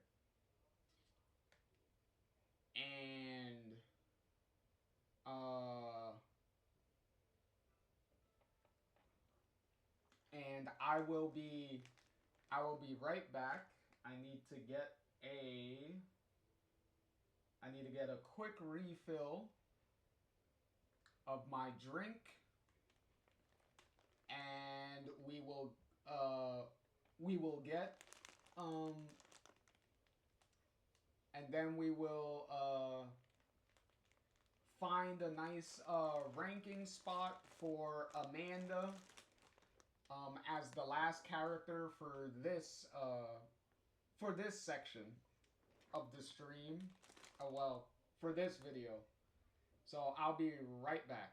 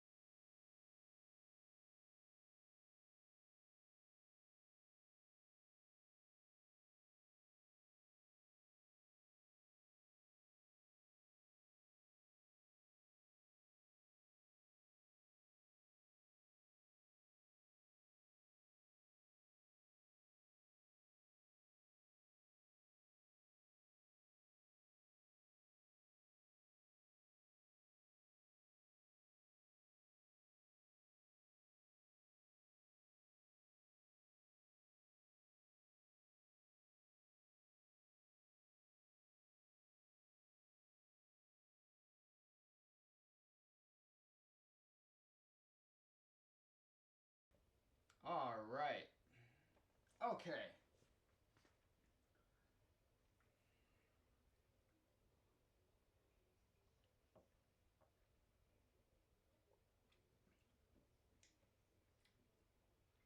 Alrighty. Let's close out. Let's close out this. Let's close out this video with Amanda. So where should we put? Where should we put Amanda? Where are we going to put Amanda? Or where do y'all think that Amanda should be ranked?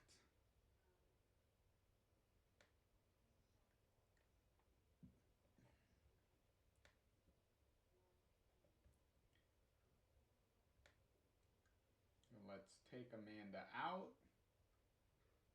And then we will put Amanda.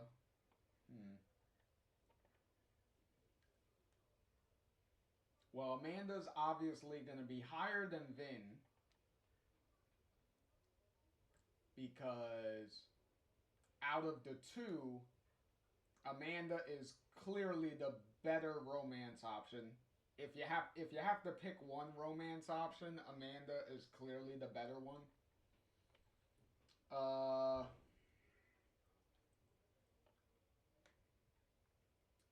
Let's see. I'll put Amanda.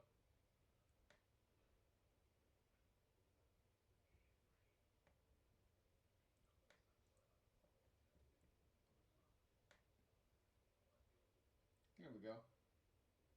I'll put Amanda.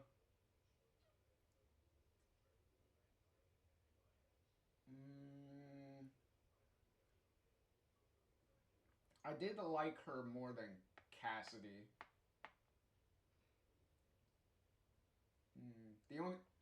The only reason really that she's gonna go above Cassidy definitely is because of Amanda has way more screen time than Cassidy, so obviously, especially if we're comparing the different like romance options, then she is definitely like gonna be above Cassidy because Cassidy is only in primarily like one episode of Life is Strange 2, and like that's it. Whereas Amanda is kind of sprinkled throughout each of the episodes. Probably some of her more memorable moments is episode 1. Like, obviously, the beginning of the game when Safi and Max are having a drink at the Turtle, and Safi is trying to play matchmaker and is trying to get Amanda and Max to talk and stuff. So, and then later, once Safi is killed, and Amanda goes to Max's house to give her some food so she can eat and stuff. So that's great. And then obviously the episode 3 when you can do the imaginary concert that they could go to, which leads to your moment where you can kiss Amanda and stuff. So So that is a great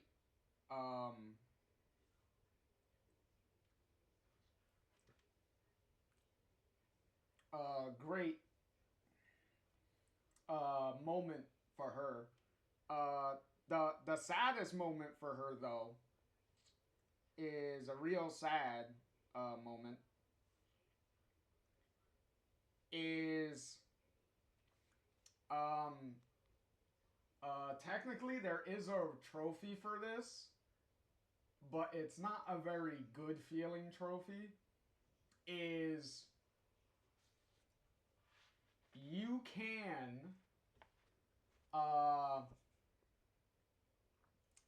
you can technically romance both Vin and Amanda at the same time in double exposure. Which which in it of itself is technically a callback to the original Life is Strange, because in the original Life is Strange, you can technically romance Warren and Chloe at the same time. With very little consequence, actually. Because Chloe and Warren never really interact. Because the only times Warren and Chloe are really together in any significant way is the moment with Nathan in the dorm, where Warren can beat the shit out of Nathan, and when they're going into the Vortex Club party, because they meet Warren coming out of the party and he's kind of drunk and stuff, and then he takes the picture with Max. Those are the only times that Chloe and Warren are kind of in the same significant scenes. But the thing with that is there's a lot more pressing issues going on. So it's not like Warren and Chloe have any reason to like confront Max about trying to get with both of them. Because by the time the party's happening, Chloe has a one-track mind of trying to find Nathan, so she doesn't give a shit about anything else except finding him. So I highly doubt she even gives a shit about what's going on with Warren. But yeah, so plus the only consequence in the first game with having with being trying to be in a relationship with both Warren and Chloe is during the nightmare sequence at the end, when Max is tied to the chair in the dark room and she's seeing all these different like visions of people in front of her. Besides one of those being a fun little double exposure reference, which double exposure would kind of reference a little bit, but not that hard, is Victoria and Chloe getting together, because you see Victoria kind of flirting with Chloe, like on the sofa and whatnot, and then later you see a moment where Chloe and Warren are talking about the fact that Max was like trying to get with both of them, and then Chloe and Warren end up like getting with each other. So that's really like the only real consequence of the first game. And it's only like a nightmare sequence, so it's not really a thing that actually happens. So it's like, all right, whatever. But in Double Exposure, by the end of Double Exposure, when you're in the turtle and you're talking to everybody and telling them everything that happened and telling them the truth, when you're getting ready to do that, when you talk to Amanda, she will, she breaks up with you regardless. So even if you're in a relationship with her, she's gonna break up with you no matter what. It's just that her reasoning will slightly be different on how she breaks up with you. But either way, she does. But in this instance, if you're also in a relationship with Vin, she will actually mention the fact that you kissed Vin in front of her because she was bartending at the bar when you did that. So she's literally standing a couple of feet off to the side and can see you and him kissing. So she'll actually bring that up at the end as another excuse, another reason for breaking up with Max and stuff. 'Cause remember, when you're in the dead timeline, Vin is the romance option in the dead timeline. When you're in the alive timeline, that's when Amanda's the romance option. So if you're romancing both of them, then you're romancing one of them in the other timeline. And then at the end of the game, when the timelines merge and everybody gets everybody's memories, when everybody gets their opposite memories. So both Vin's memories come together, both Amanda's memories come together.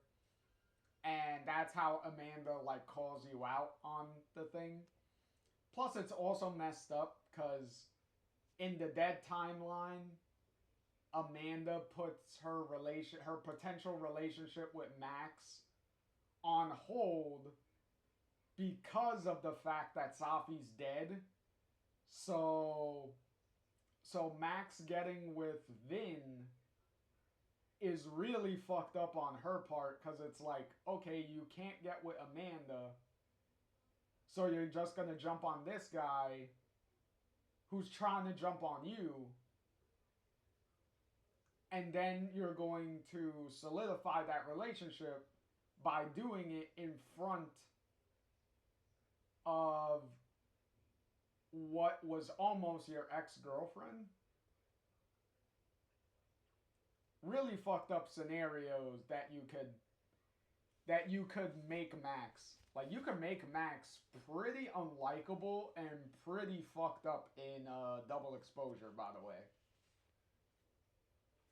And the whole Amanda-Vin situation is definitely a prime example of how fucked up that relationship can get. So yeah. Other than that, Amanda's really fun. Aside from being a romance option, she's doesn't really contribute to the main story of the game because she doesn't have a real friendship of any kind with Safi at all. So she's not connected to the whole like Maya conspiracy and all that stuff. Like there's no connection there. So yeah. So fun character, just not really anything really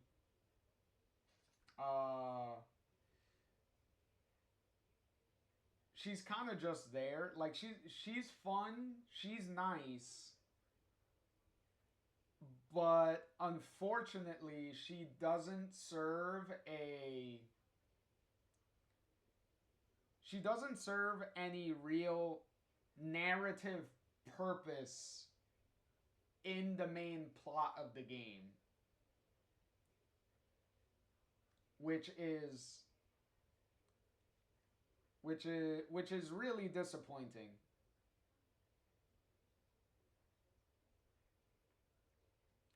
Hey, I said she's nice because I refuse. No, look at where I put her though. I put her in A tier. Look at her. Look at where she is. Look at where she is.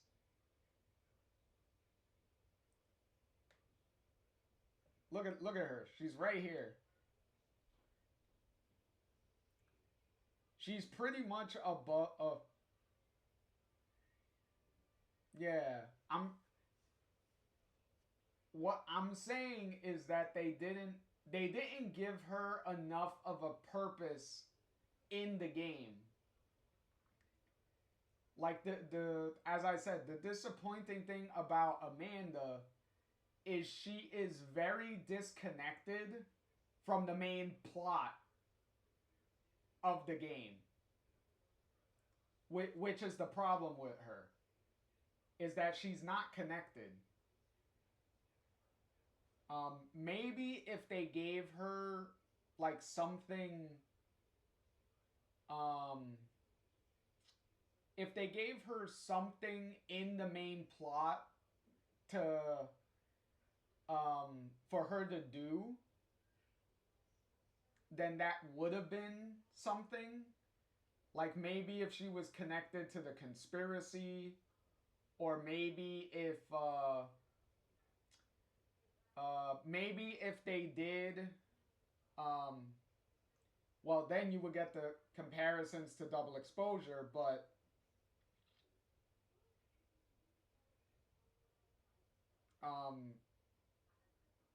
well, yeah, that's kind of her codependent relationship teach her not to be in that, but then again, like I said, it doesn't necessarily work out that way, because you can get into a romance with Vin immediately after, because you could date both of them at the same time, and Amanda will call you out on it at the end of the game, but so her doing that is just kind of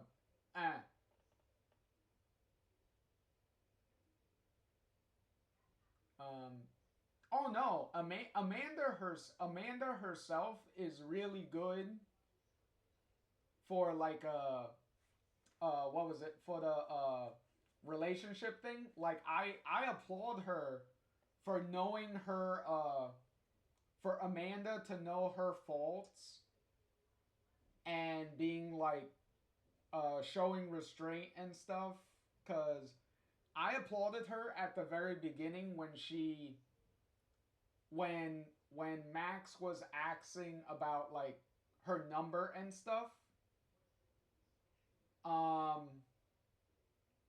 That she immediately like set a boundary and was like, okay, if I give you my number, what does that mean? Does that mean that you're interested and we're going to like try to start a relationship, or is this just like a friend thing? Like, I appreciate that she immediately establishes that very quickly. Like, I do appreciate that she does that. So she is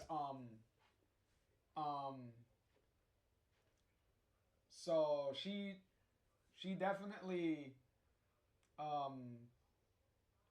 is one of the better like romances that these games have. But then again, her well, she does have stiff competition though.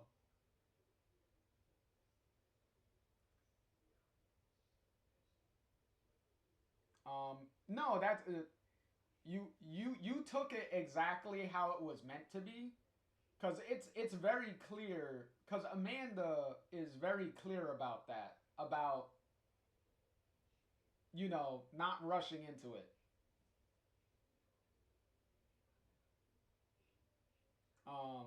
Well, for Amanda, by the end of the game, it's because she has two sets of memories that she's trying to get used to now, and on top of that, the whole storm, the whole tornado business itself, everything that happened with Safi, the whole superpowers being a thing now, like, it's a lot to process.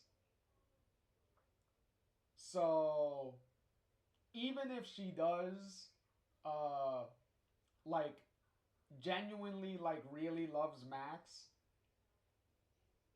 it's a lot to take in, and she does need time to process all of that. So what did she say for me at the end?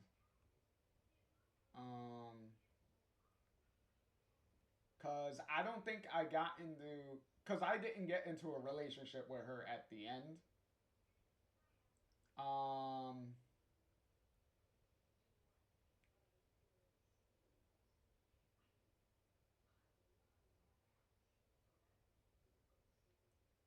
Gets that.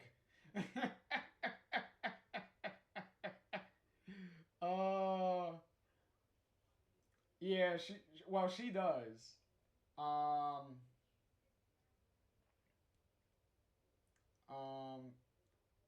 right, let me see. What was my interaction with Amanda? Cuz I didn't romance anybody in my playthrough. So, let me see what she says. What she says for me. Cuz that might give you some additional like information as to what she has to Amanda always looks like she has it perfectly on together, where her mindset is. even amidst all of this. So, superpowers, huh? Seems like a lot. How you holding up?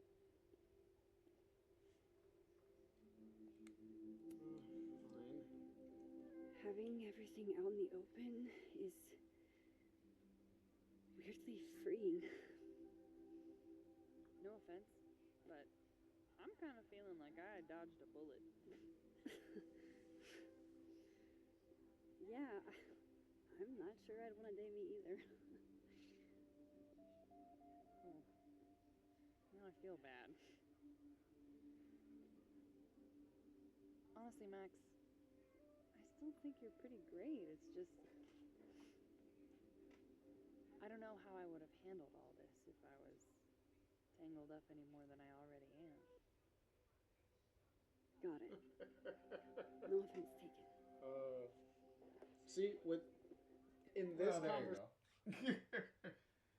So that kind of gives you an idea of what Amanda's feelings if you didn't romance her. So I don't know how into Max she really was, because by the end of the game, as you see there, if you don't romance her, then she kind of seems a little bit more relieved by the end that you didn't romance her. So kind of getting a little bit of mixed messages with Amanda by the end there.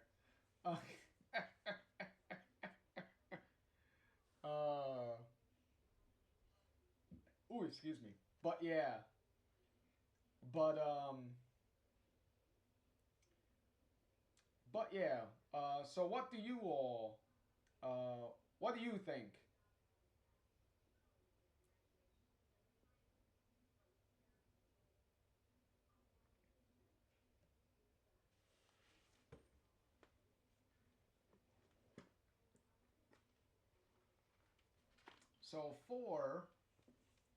So for today, that will be where we leave off.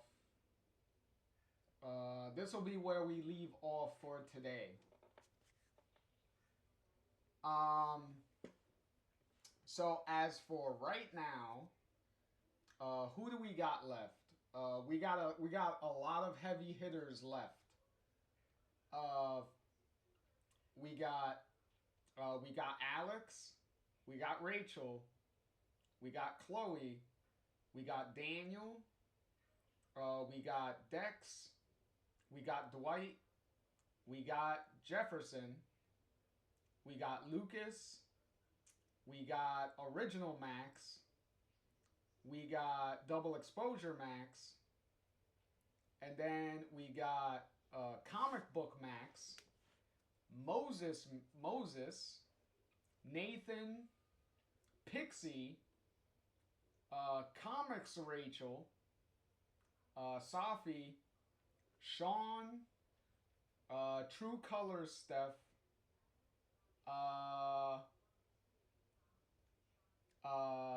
Steph from Before the Storm, what was it? That's Tammy, Victoria from the comics. We got Yasmin, Safi's mother. We got Tristan. We got Lawrence. We have Chloe from the Rachel timeline of the comic books. We have Zach. And we have Steph from the comics. We have, what was it? Lily's dad from the comics. Lily's mom from the comics. Lily herself. And then comic book Chloe from the original timeline. So we got some pretty good heavy hitting characters for next time. But yeah. So this is what the list is looking like so far. Don't worry. F tier is definitely guaranteed to be getting one, at the very least, one more character is definitely going to be joining this tier. And I'm pretty sure we all know who that's going to be. And then we got how C tier is shaping up. And then we got B tier here. Definitely a lot of characters in B tier. But what can I say? There's a lot of characters that are just kind of in the middle of the road, sadly.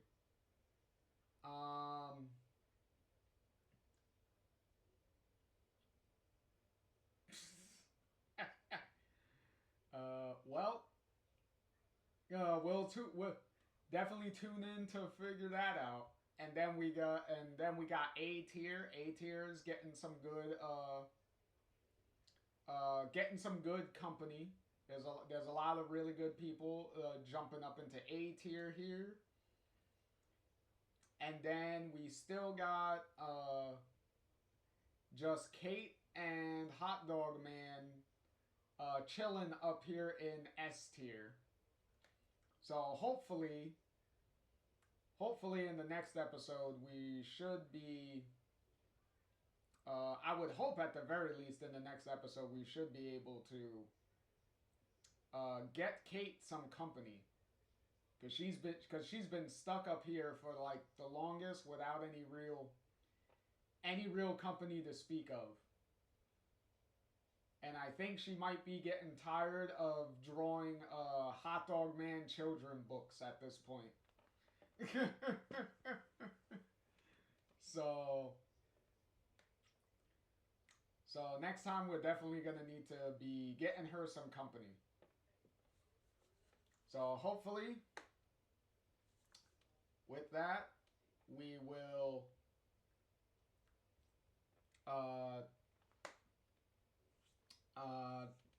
we'll tune in for next time. So hopefully you all enjoyed, and I definitely enjoyed the back and forth and the fun little discussions and stuff in regards to some of these characters. And I hope to see you all in the next one. JR as always, signing out. Later all, and have a great night.